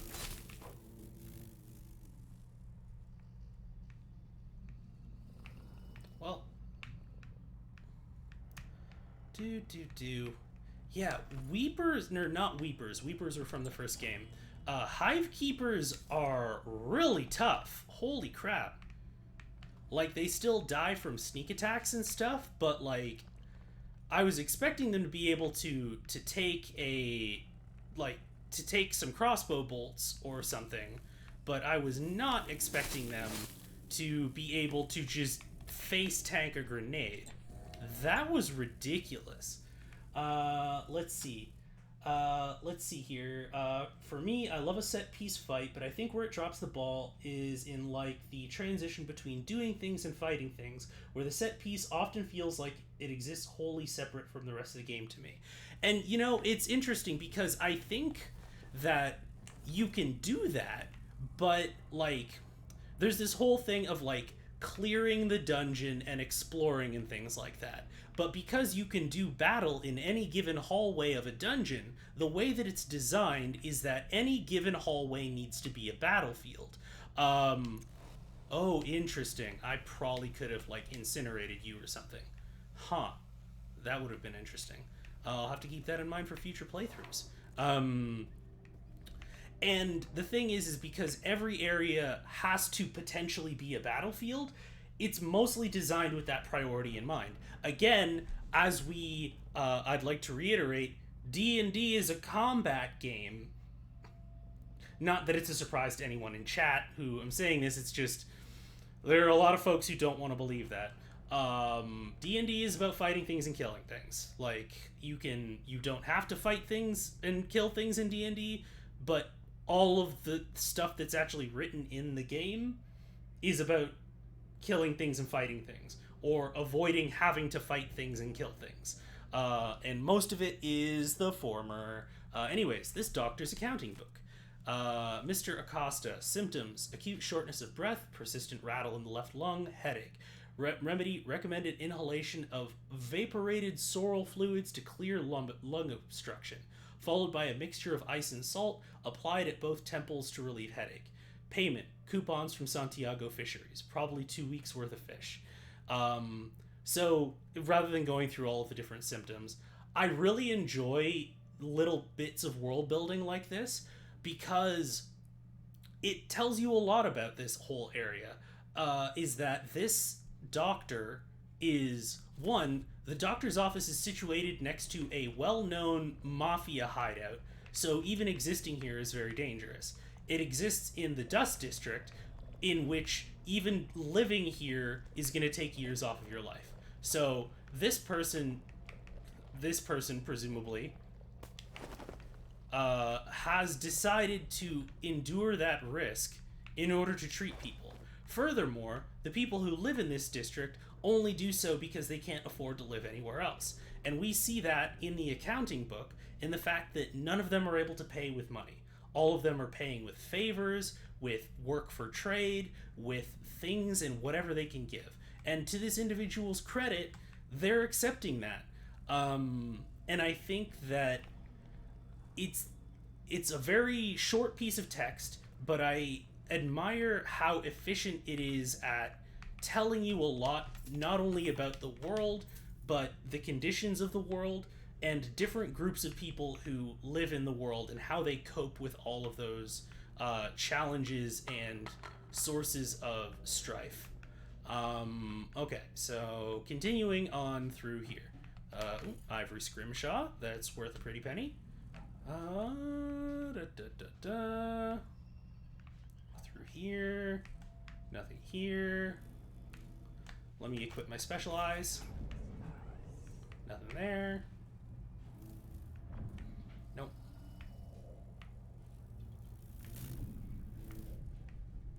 Is there another nest over here that I missed?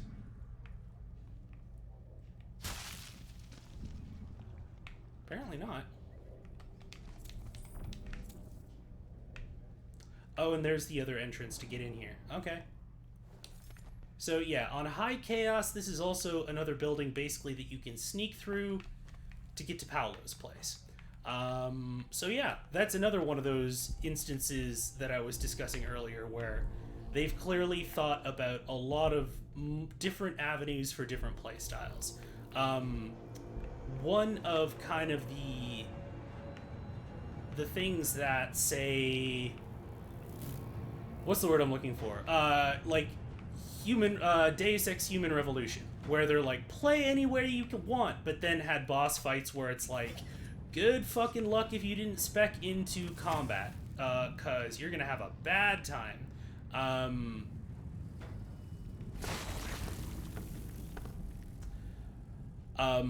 You know, comparing that to Dishonored 2 is very much like, okay, they wanted to make sure that every given area could be approached from a number of different ways and in a number of different play styles.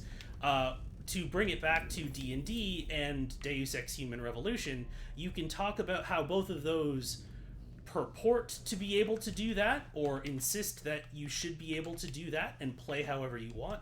However, looking at the ways in which those games are designed will tell you more than the opinions of the designers who made them. And it becomes very clear looking at them if you look at the different tools and how they're used. Shut up, I'm talking to my chat. What they are, what the purposes of those things are. And that's not necessarily a value judgment about that, but if you have, you know, if you look at a tool, you can usually infer what it's used for, is essentially the long and short on that. And I think that a lot of kind of the way that these games are marketed is divorced from that reality, because there's a certain impression that the capitalistic side of the studios and the companies that make these games want them to be perceived. And that's usually, you know, appealing to the most amount of people possible and promising the most possible. So it's interesting to do a bit of like ideological forensics almost, looking at what tools will tell you about the things that those tools are used to make. But yeah. Okay, so we got that. We're over here. That's neutral territory. Time to go over to the Silvergraph shop.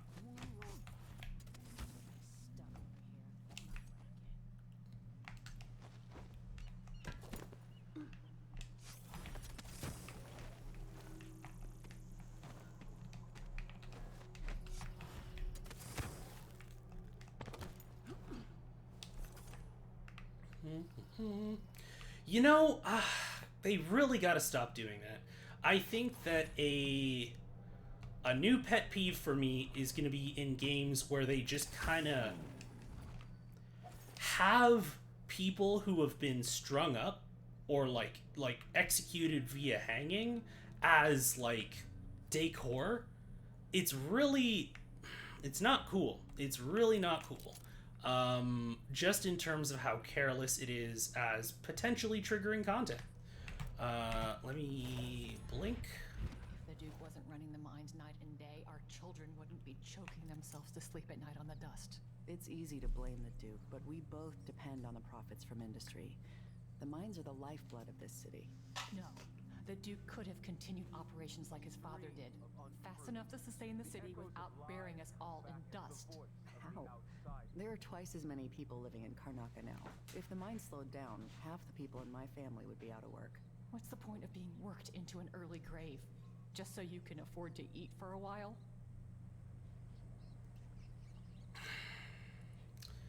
I feel like there's a lot encapsulated in that little bit of NPC dialogue that I don't want to reiterate a lot of points that I've necessarily gone over already, but you can kind of picture what I'm thinking of when I'm listening to that. A lot of both sides, a lot of like, well, people are being worked to death, but think of the economy, like that sort of deal. You know what I mean? Okay, so let's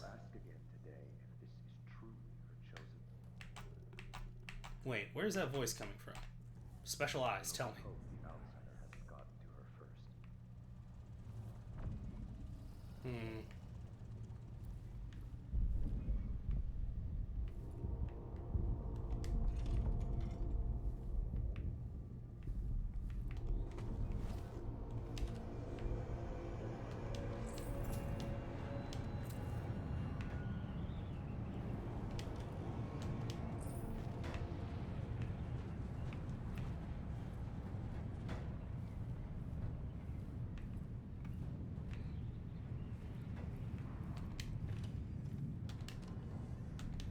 A Addermeyer solution.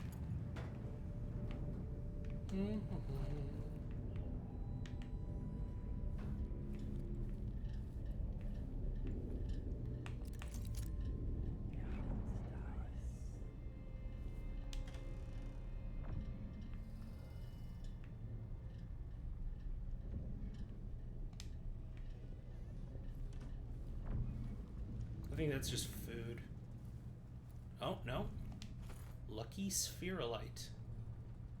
I still don't know what spherolite is, but it's lucky.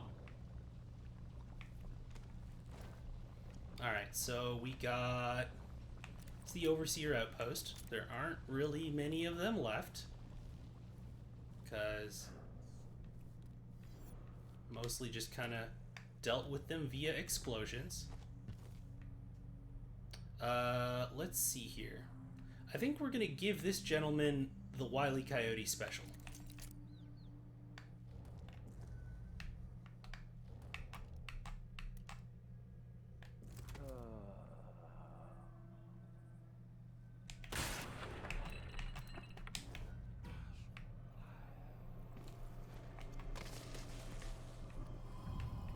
Yep, that's me. I bet you're wondering how I got into this mess.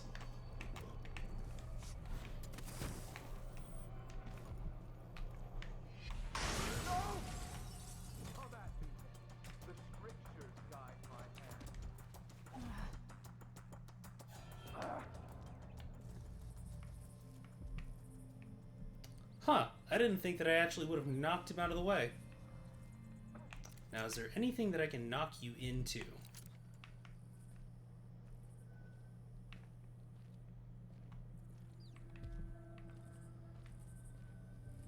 I mean, is that an exposed flame? Can I actually knock you into... Damn it!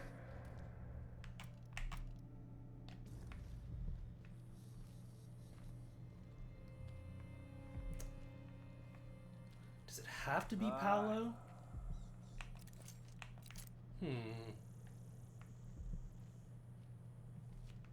I'll find you, you know. You really don't want to. I'm gonna be 100% honest about that. You really, truly don't.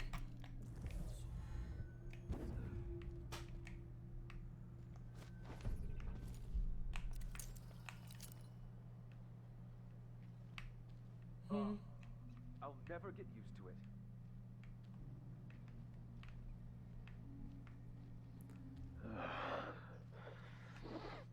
But like, yeah, just straight up doesn't even look up here.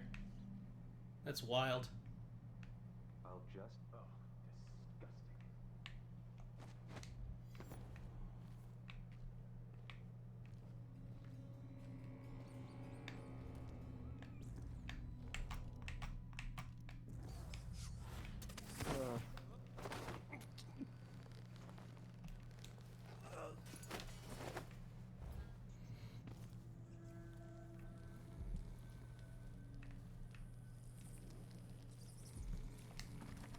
disgusting. Interesting.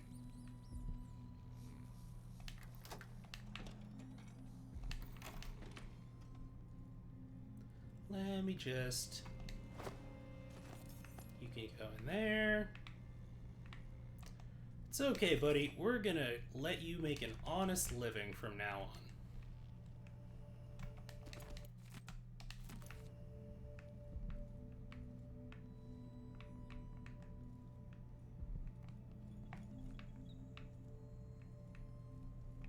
Oh?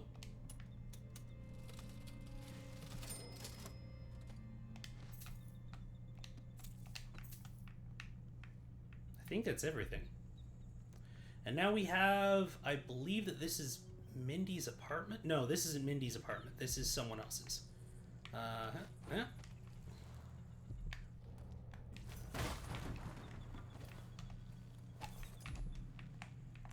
Where's my Luton eyes?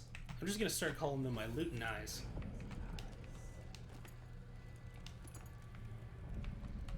Another bone charm. Check out the whale. Yeah, so this is kind of cool. I dig this because this entire apartment is basically owned by a tattoo artist who wanted to take the scriptures and like the runes and whatnot that you see around that are related to the outsider and see if they could inscribe them into a tattoo and get powers that way. So again, another example of kind of a cool bit of world building. You see them kind of doing the sketches here, in here, and just kind of all of their materials, and kind of a little pseudo shrine right over here. I don't know if that's not valuable. Anyways, it's broken now. And yeah, so I dig that. Gonna get my fruit while I'm here. Not gonna get scurvy. The door, is this the one that's blocked? Yeah, and that's just out to the street. And then we have downstairs.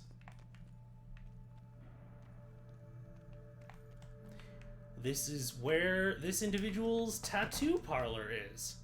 Oh, this is Mindy's. Okay, so notes on magical marks. Fourth day. It's festering now. Ew.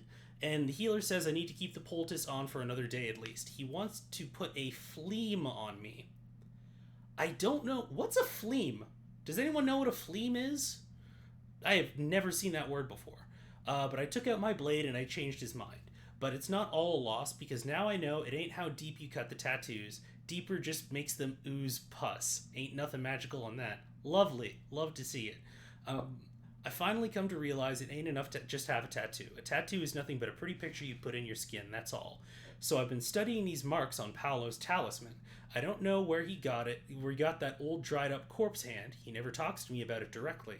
But something goes down, he takes a bullet in the head, a blade in the gut, whatever, and then he's back in his little secret room right next to his office, like nothing ever happened. Maybe someday I'll just drink a little more than usual and ask him straight up. Anyway, it's something out of this world. I can tell just by looking at it. I get a funny feeling close up. Wish I could get a look close at the markings on it. I bet there's special herbs or something in the ink. Or maybe not herbs, maybe something more. Mayhap whale's brain or crushed bloodfly wings, or something brought up from the mines and crushed into powders.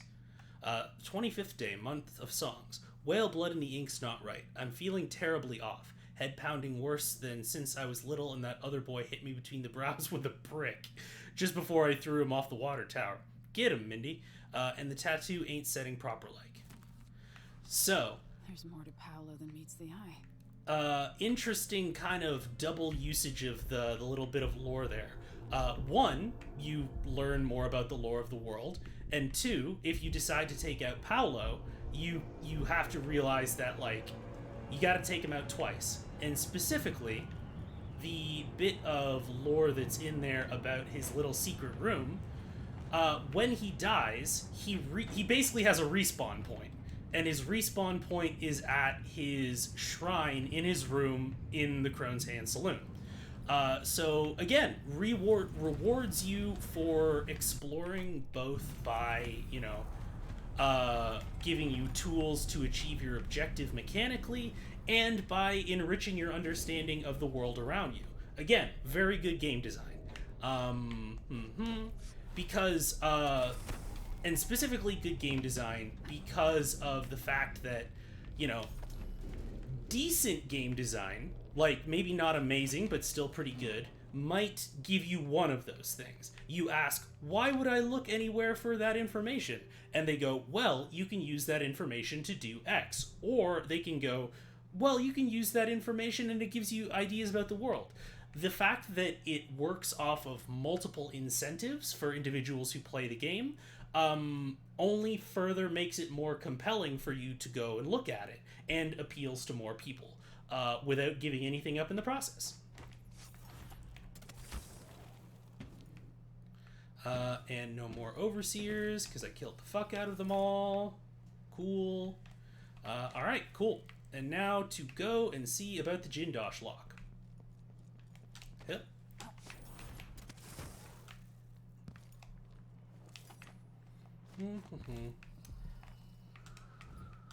And we could sneak into the apartment, but I don't think I'm not low on anything, so there's literally no reason for me to steal from them, honestly. So I'm not going to. I have plenty of money.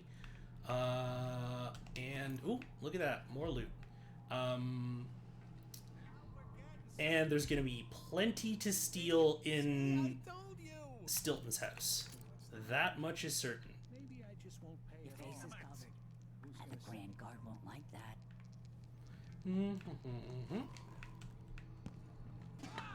Hey, something What's the matter? You saw something?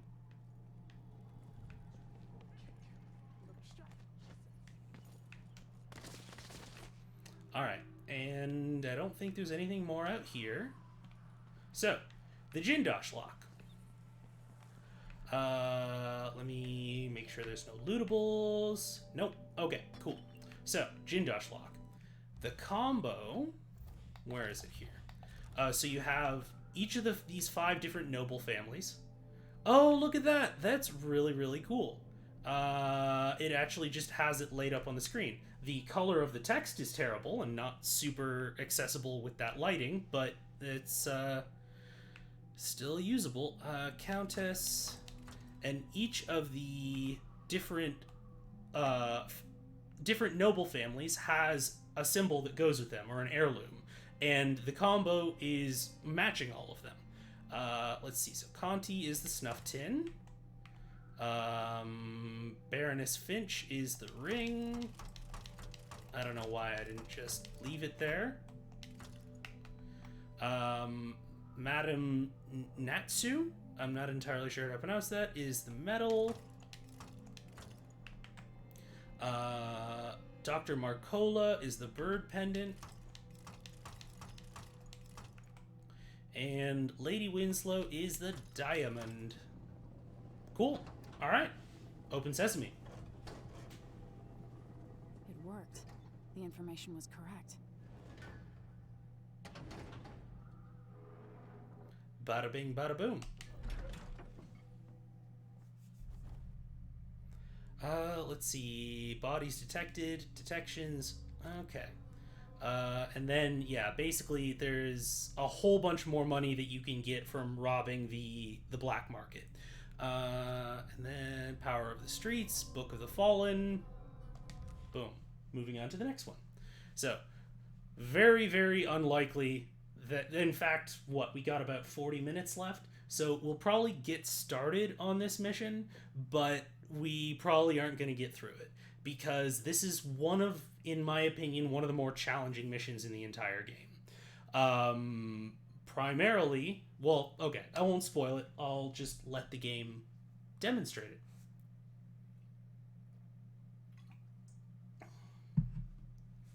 Also, let me drop a CWTW, actually, real quick.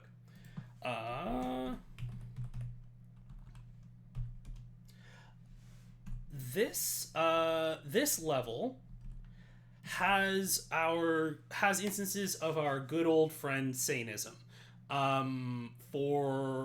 You'll see basically what happens. It's not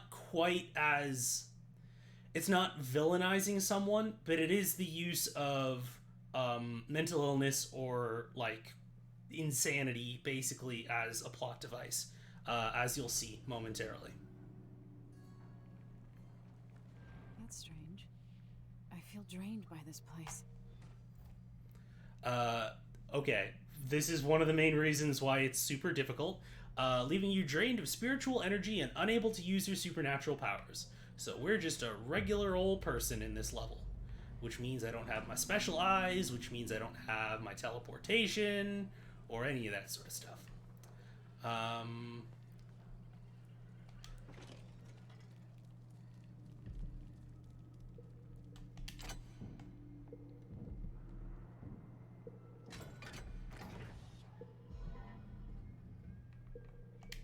whalebone, coin. This is basically, I don't even want to say that it's Dishonored 2's biggest puzzle level, because Clockwork Mansion's a puzzle, a lot of the other levels have smaller puzzles, but I would say because you're deprived of your powers, this is the most puzzly of all of the puzzle rooms. Could that be Stilton?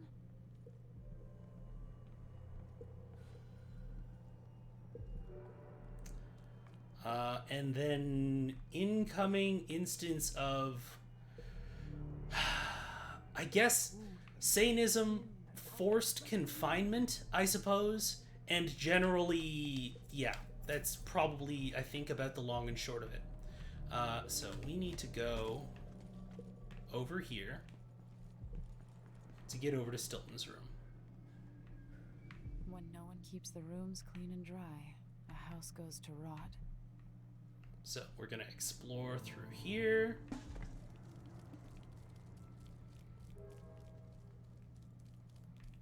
We'll be getting started soon. The Duke's beloved is coming back. Collect yourself, Mr. Warm Stilton. the quilts, will you? I feel 3 years ago, something inside Aramis Stilton snapped like a cheap lock. A part of him and a part of this house never left that evening.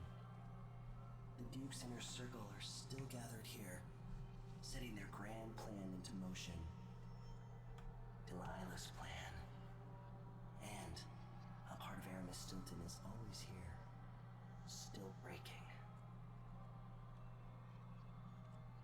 The Void is not exactly a place, and it's much older and stranger than you could ever know.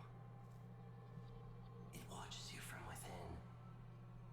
And at the heart of Stilton's house, the Void is leaking through a pinprick left behind by Delilah's little trick. Even magic is perverted here, and things don't work like they should. Take this. Imagine it's a kind of timepiece. Go and watch the Duke and Delilah. See for yourself what they did. So, like it's going to be cold. this is probably my single favorite use of time travel in an entire game. I love this level. It is it's very challenging, and requires a lot of kind of forward thinking. And there are some ways that I totally get. I totally get why people don't like it. It's not kind of that same sort of power fantasy that you get through a lot of the rest of the game, but it's so ingenious. So let's read this first and foremost. The timepiece to travel between present and past. Press left trigger to change timelines. Press X to unfold the lens showing the other timeline. You can circumvent obstacles and escape enemies. You can't change timelines when an obstacle occupies your destination. Time passes in both timelines, regardless of which you occupy. Changes made in the past have consequences in the present. So, we have the timepiece. And I open that up, and all of a sudden, I can look into the past, and I can see Aramis Stilton's house as it once existed. I dreamed the Duke and I were hunting, but the deer had bases. And if I decide to transition, By the void. The Duke is demanding refreshments, and I can't get in without the combination. There's a note on the door, Captain Wintermore. What? He's out back. I need the code to the study. It's in his notebook, ma'am, but he keeps it with him. Thank you, Corporal. Speaking bluntly, I really don't like Stilton's guests. Earlier, I got my ass chewed out by the Royal Curator. What's her name? You're talking about Brianna Ashworth, I believe. Yes, that's her. She's an odd one. Anyway, keep up the good work. Thank you, Captain. so, probably gonna end up being The only way out of here is through the present. more lethal even than I usually am in this level. Probably not as much open combat, but I have yet to figure out a way to be as effective in stealth as I would like to be in this particular level because of the restrictions of having the different kind of powers. Okay, Zirconian songs. I don't even have my special eyes to find the loot around here. Let me just... Yep. And that's the present. And so basically, that's barred. I would need to get through here. And I would... Right. Okay, cool. Let me... I would walk slightly forward, and then...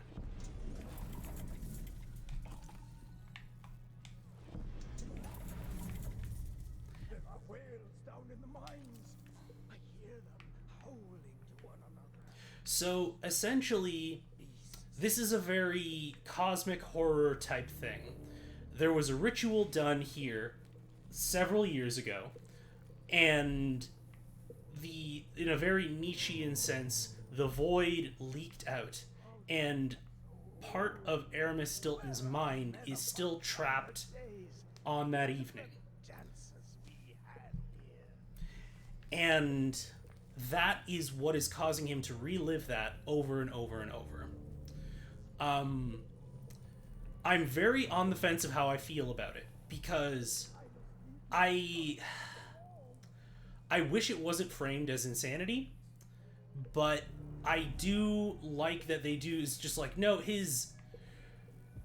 I wish they wouldn't use the terminology of like, his mind broke. It's like, well, no, he's the part of him that would allow him to continue as an individual and to grow and create new memories is trapped on that night. They basically kind of used part of him, and part of his witnessing that ritual, like, corrupted him. So now he's unable to do, basically to live a normal life. So yeah, I think that there was a way to do it, and I think that it gets maybe 60 or 70% of the way there, and then kind of is subject to some of the unfortunate tropes that we see in games like this a fair bit. That being said, I still really enjoy this level, and we'll get further into why as we proceed through it. I am going to try and be less lethal, mostly because there's a lot of civilians in this particular area. However, there are a lot of people who are just like, poor people are scum and barely even people. And if I hear one of those voice lines, I'm absolutely going to stab the living shit out of the person who says it. Because, yeah, that's... Oh, oops. Hey, Aramis. Okay, let me just...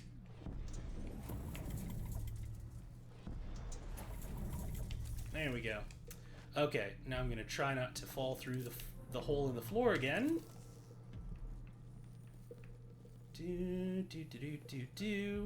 But yeah, this is one of those things that makes me wish that I knew more about programming, because just how you've basically overlaid 2 levels on one thing, and you have a set of these like AI routines of people walking around, and you have these different obstacles that are relevant and that change depending on what timeline you're at. But at any given time, as long as the player is not in a certain geographic location or a small number of geographic locations, you have to somehow account for the possibility of either of those things occurring. Oh, we got a nest keeper. Okay, cool. I can't shoot him through there, though.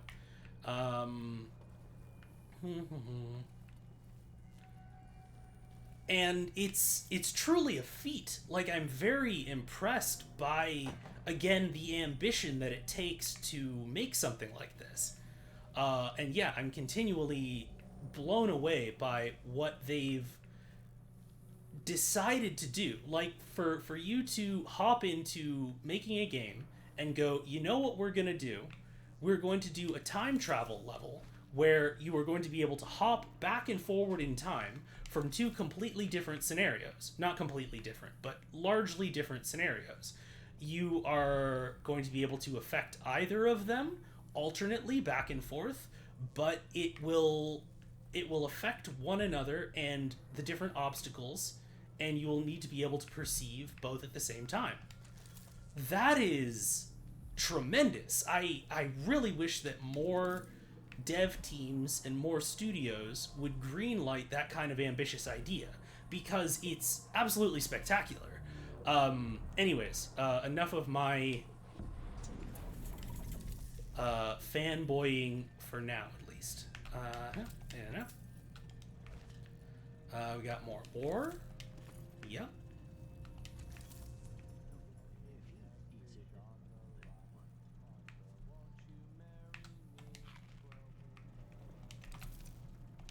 So this is going to be interesting, because we've got a couple guards outside the door right now. All this.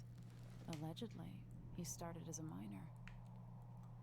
So if there are guards, if I can, depending on how close they are, this is another one of those challenges of me not being able to use my powers. Because if I can bring them in here,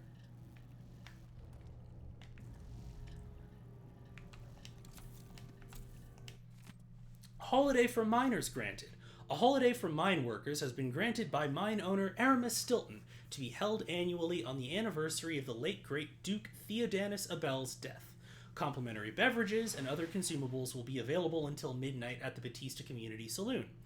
Entertainers have been retained for the delight of all assembled. Feats of skill will be held, challenging those who dare to games of stone tossing and rat catching.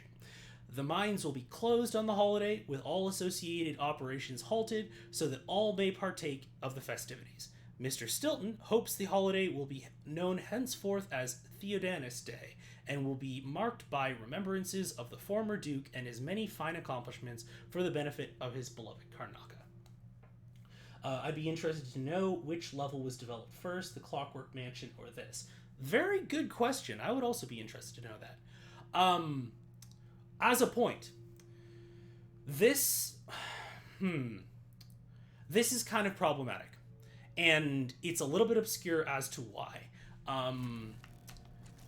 But basically, my feeling on the reason why it is problematic is for the same reason that a lot of people are mistakenly resisting things like Amazon's unionization, or the workers of Amazon trying to unionize. Namely, that a lot of individuals, as we are not taught it in school, don't know the significance of unions in pretty much any kind of labor rights progression. Unions are why we don't work 12 hours a day every day. Unions are why children do not have to do labor. Unions are why weekends exist. And so and what does that have to do with the whole Aramis Stilton thing? Well, the providing of holidays and things like that, and the framing it of a benevolent, wealthy person deciding to do this, kind of normalizes a narrative of the idea that, ooh, I didn't know that was there. Hello, Mr. Leaves your safe unlocked. I'll take that. Normalizes this narrative of people in power, as long as you persuade them appropriately, giving up power, because ultimately they're generally good human beings who just need to be shown the error of their ways. That is a lovely ideal. Historically, that is not how things work. Mostly rights come when you give people when you make it so that people who are in power have a real fucking pain in the ass of a time conducting their lives. And then when you do that, ultimately they're like, oh God, please, what do I have to do to make this stop? And the answer is usually, give us rights, you fucker. So I tend to bristle a little bit at any kind of thing that pushes that particular narrative. Because it's not super great. And it's, as you see, it kind of has an effect on people's perception of how progress happens and how things improve and how things change. Okay, so let me go back to the present.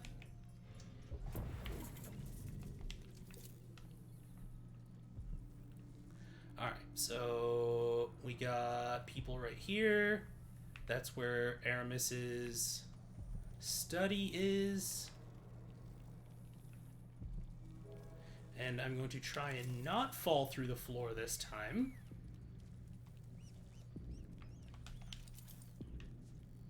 That's locked. Okay, cool. So bright in here when I close my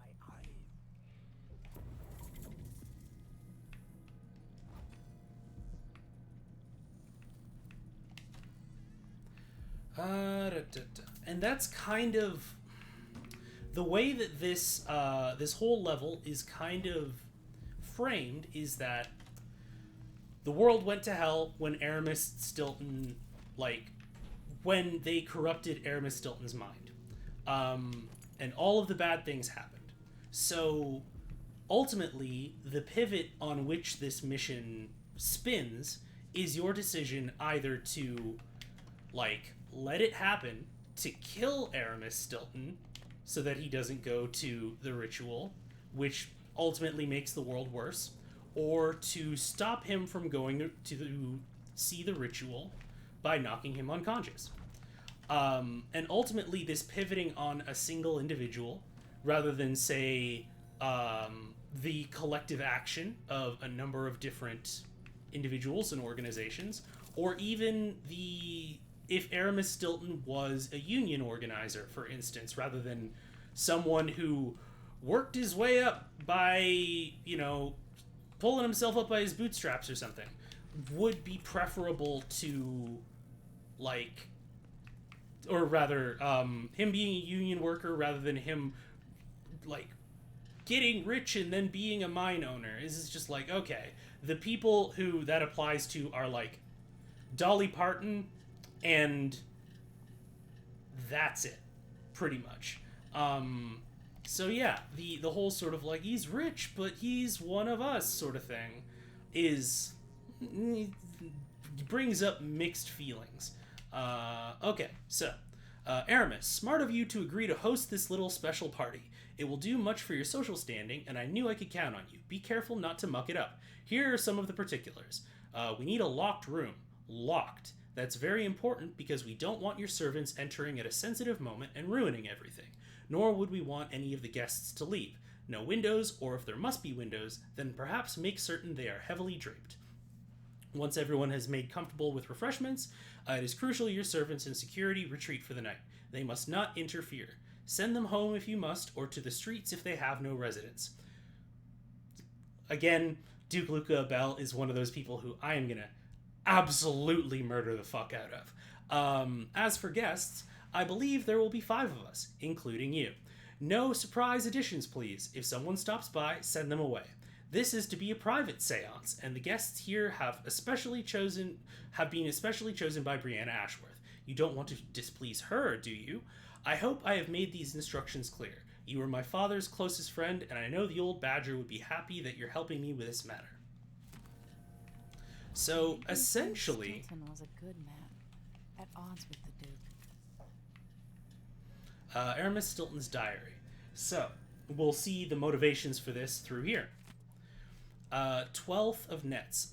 Spending a day inspecting Tunnel 12, I overheard Claire talking about my hands. What sort of gentleman are we working for? She asked. All that black under his nails. Disgusting. That's exactly what she said, and the words continue ringing in my ears. I'll talk with Jaime to see if he has any advice. 14th of Nets. Jaime said many fine gents get their fingers manicured at the barber's, so tomorrow when I get a shave, I'll ask for this service as well. 15th of Nets. Though his shop is small, Miguel is the best barber in the Batista district. I've seen him for years, since before all this money and hubbub. I asked him for a manicure, and he snorted, knowing it wasn't like me. Being new to all this, I simply said, "Give me what everyone else gets." I didn't realize the simple act of having my nails cleaned would involve the application of expensive, strong-smelling lacquers. It does not suit me, so I must take steps to get this off my hands before tomorrow's mine inspection. 16th of Nets. The lacquer was quite hard. Thankfully, I found that it softened somewhat with turpentine, leaving it susceptible to a good scrubbing with gritted paper. Now my hands look more abused than ever. Essentially, Aramis wanted to be what a gentleman is supposed to be, what rich people are supposed to be, and to be accepted by the nobility around him. And so it's through that peer pressure that he kind of gave in to holding this party and helping Delilah and the Duke engage in whatever seance they had planned. Now, we'll see how that continues to progress as we move through to the end of the level and how things resolve. Continuing.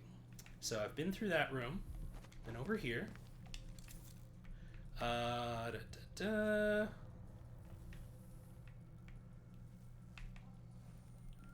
Is there anyone right here? Can I hop up on any of these? Actually, here. Can I don't think there's anyone in sight line. An entire shipment of whale oil tanks just gone. Taken right from under their noses. Idiot. Was it the end of the conversation? Okay, whale oil tanks, duly noted. Okay, so I think I remember this hallway. I do like that a lot of the character development here is told through the eyes of people who work for Aramis Stilton. You see a lot of what people think about him, which, if you have someone who is being characterized as the man of the people, him talking about himself is not as important as how he affects other people. So that, I think, is well done. Stilton actually play the harp or the piano? Not that I ever heard. What am I doing here then? Why hire a tuner for instruments no one ever plays? If you ask me, Stilton thinks a harp or a piano is the kind of thing a man in his position should own. Again, the peer pressure. I'm not sure what that means. I've always thought people bought an instrument because they liked music. Not always. Sometimes it's about appearances. And there we go. Okay, so that door's gone there, so I can transition here.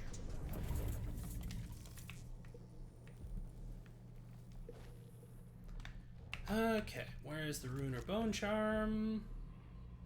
Oh, that one's in another room. Okay.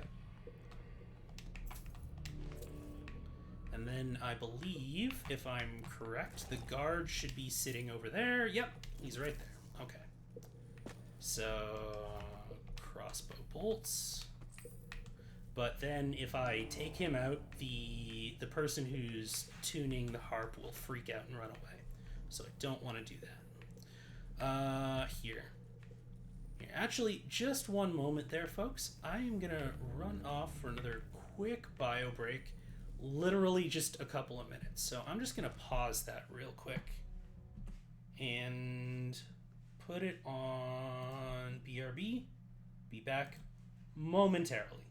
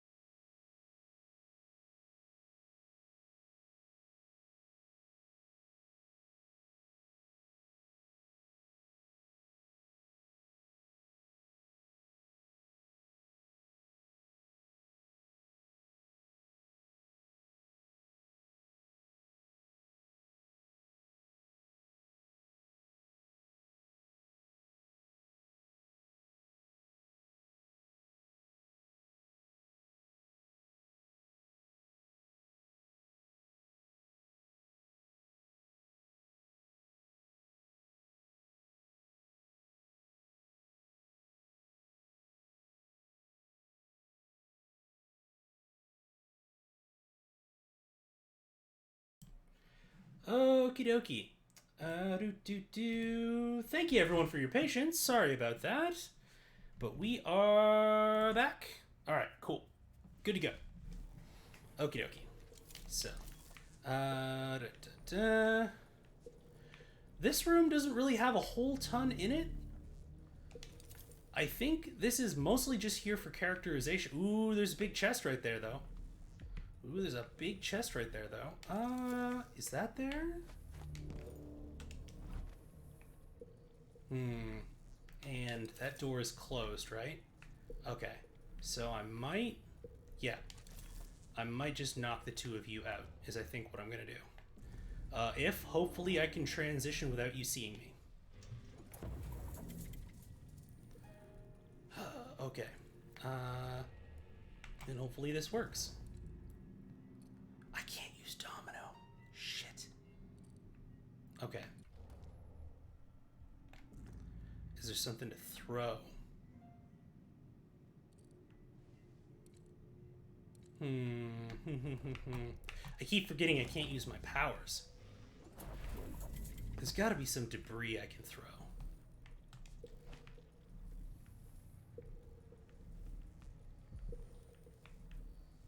I mean, it's a house full of debris. There's got to be something. I can't just, like, snap off a plant or something? Apparently not. Okay. I really don't want to use 2 sleep darts on them.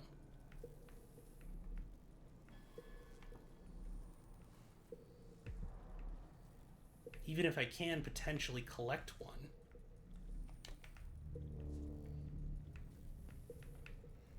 That's irritating. How about in here? No? No? Okay. Okay. How? Ooh, wait. I have an idea. Okay. How about I... Okay, so you can't see me. Can I? Yes, I can.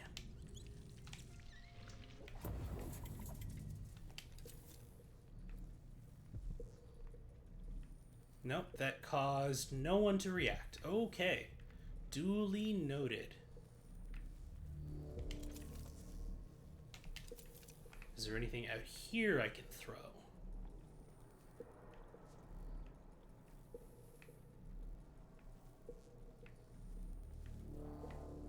Is there anyone out here?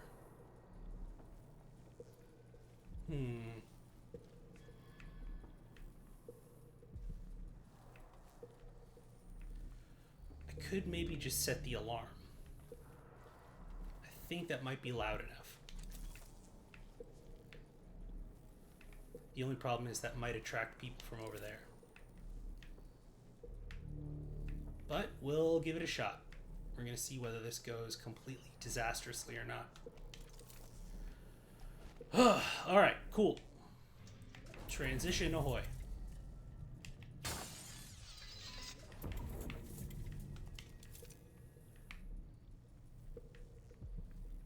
Nope. Okay then. Good old vandalism for no reason. Good to know. I really want to figure this out. This is actually gonna bug me. There is a way to do this. I know there is. Okay. So how about...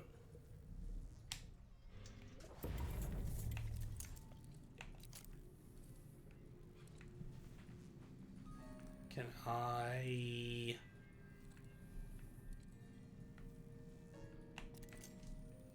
Nothing on the table, nothing over there.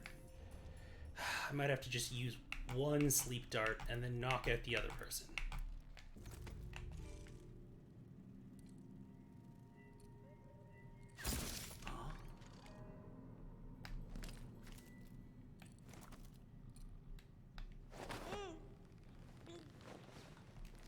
There we go. Here, I'm just gonna... Right back here. Well, can I get my sleep dart back? No, I cannot. Okay, that's fine. Just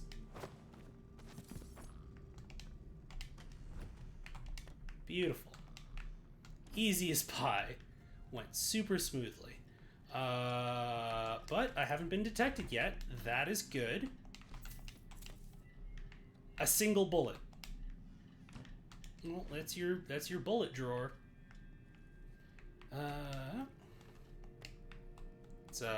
Well, there's the pistol that goes for the single bullet. That was super worth it.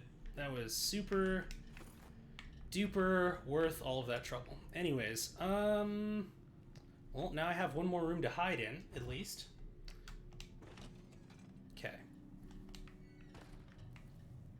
Alright, now this one is pretty challenging, because this is a jump puzzle, but also a really ingenious use of the time travel thing. So, we go back to the present.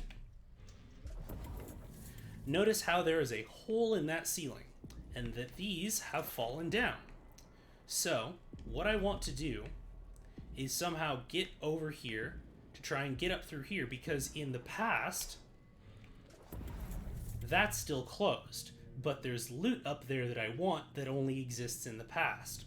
So, we are going to hop there. I'm going to try desperately not to fuck this up. And we are going to transition to the present. Don't know if I can make it over there, but I'm sure as heck gonna try. Or do I have to... It might not even be this. I might have to go around to the other side. Nope. Okay, cool. Never mind. And then we hop up here. Coins, bone charm, coin. I think there was a dead guy. Yeah, there's a dead guy. I was gonna say, it's missing the dead guy. And we go back to the past. That door is barred. And we have raw whalebone, crossbow bolts, spring razor. We got some food. And a bathtub. For some reason. Okay, cool. So, back to the present. This really is an excellently built level. Like, as much as the restrictions on what you can do can sometimes be a little bit irritating, it more than makes up for it with, like, the way it kind of forces you to regard situations in unusual ways. Okay, so I'm gonna crouch up here, and we're gonna look at this situation. So we got a bunch of guards. We work harder and we come from better families. I should think that's just obvious.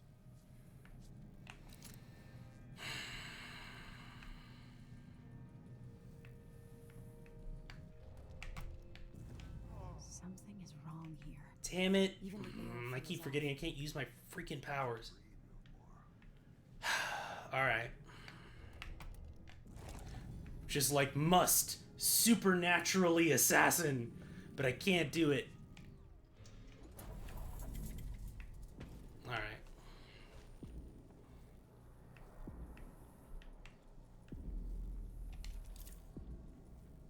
There's nothing over here. There's the alarm. Bunch of dudes at the table, bunch of food.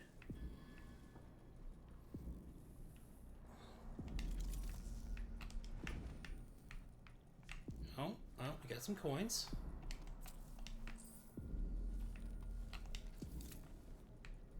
And they're gonna be able to see me right through there. Okay. That's cool. I can just go through here.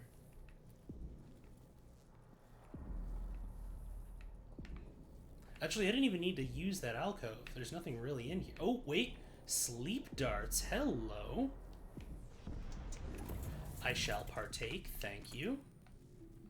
I think that's maxing everything out. Yeah, okay, cool.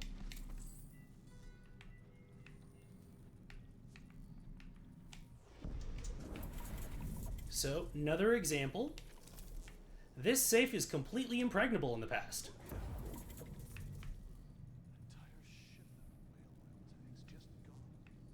However, time makes fools of us all. So, I can teleport here. Well, not exactly there. Here. And whoopsie daisy, I'm inside the safe.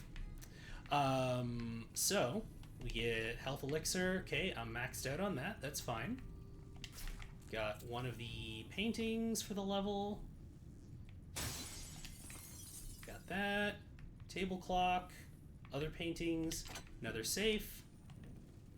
And then, once we get to it, another really cool use of the time travel mechanic.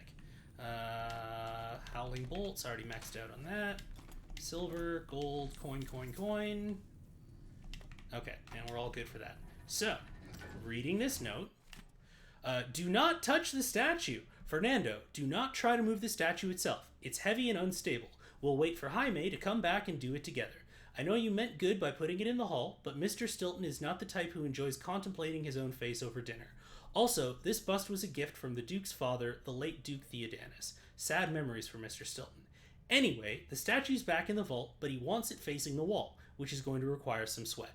The good news is that he agreed to move that creepy painting he bought at the flea market from the dining hall, so I'll put it in there as well, the thing that we just already collected. So, what happens if I try and move the statue? Well, in the past, it falls on the ground. In the present, ah, crap, they weren't able to get rid of it. So, ta-da, it's still here. And with it still being here, I now have another way to get through to another room. Now, I need to double check that there isn't anyone in this room so that I am not had. Cool. All right. Excellent.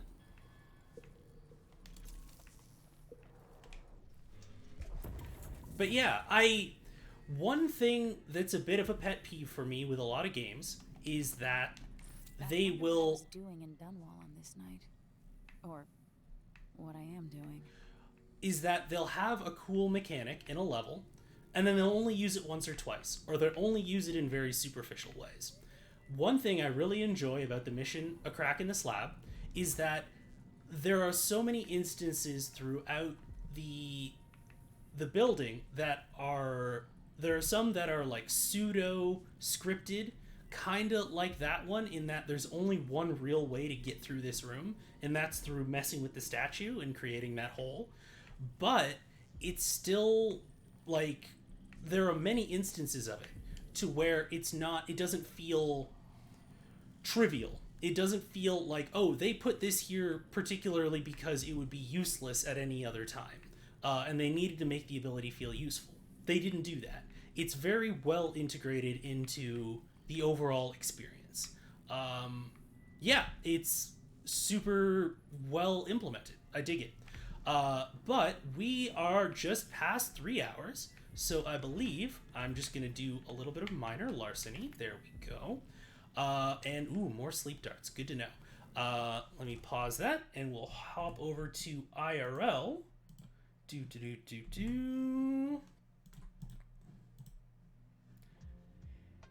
And I will say thank you very much to everyone who came by tonight. I hope you had a good time. If this is your first time coming through, welcome on in. If you missed the intro, I'm Dichotomous Prime, aka Vince. I'm a West Indian by Canadian tabletop game creator, and I do a bunch of different things in the tabletop space, and we do fun things like this every Monday and Friday from 5:30 to 8:30, with the potential for some Wednesday streams starting up throughout the month of April. So stay tuned for that. Once we get through Dishonored 2, I'm thinking of a couple of different games that I might try and do. But since this is kind of the first one for a while that has been one that I've played before, the next game I think is going to be one that I haven't. So we'll see what that's going to be. I know that's vague as heck, but that's what we can look forward to. If people have suggestions, or if they're able to, maybe, who knows, maybe I'll put it on my Steam wish list. Am I feeling presumptuous? Maybe. If you're interested in those sorts of things, please let me know what you would be interested in my take on, my opinions on. There's a large VOD library over on my YouTube channel, which you can see up in the corner there. And until then, I think what we're going to do is we are going to hop over to Burrito's stream to check out what they are doing with the finalists for the Dead by Daylight tournament, supporting Stop Asian Hate. Awesome cause, awesome people, very fun game, as I'm discovering. So we'll go over and we will hang out with them and support some awesome people doing awesome stuff. So until then, and until this Monday, everyone take care and have a lovely evening.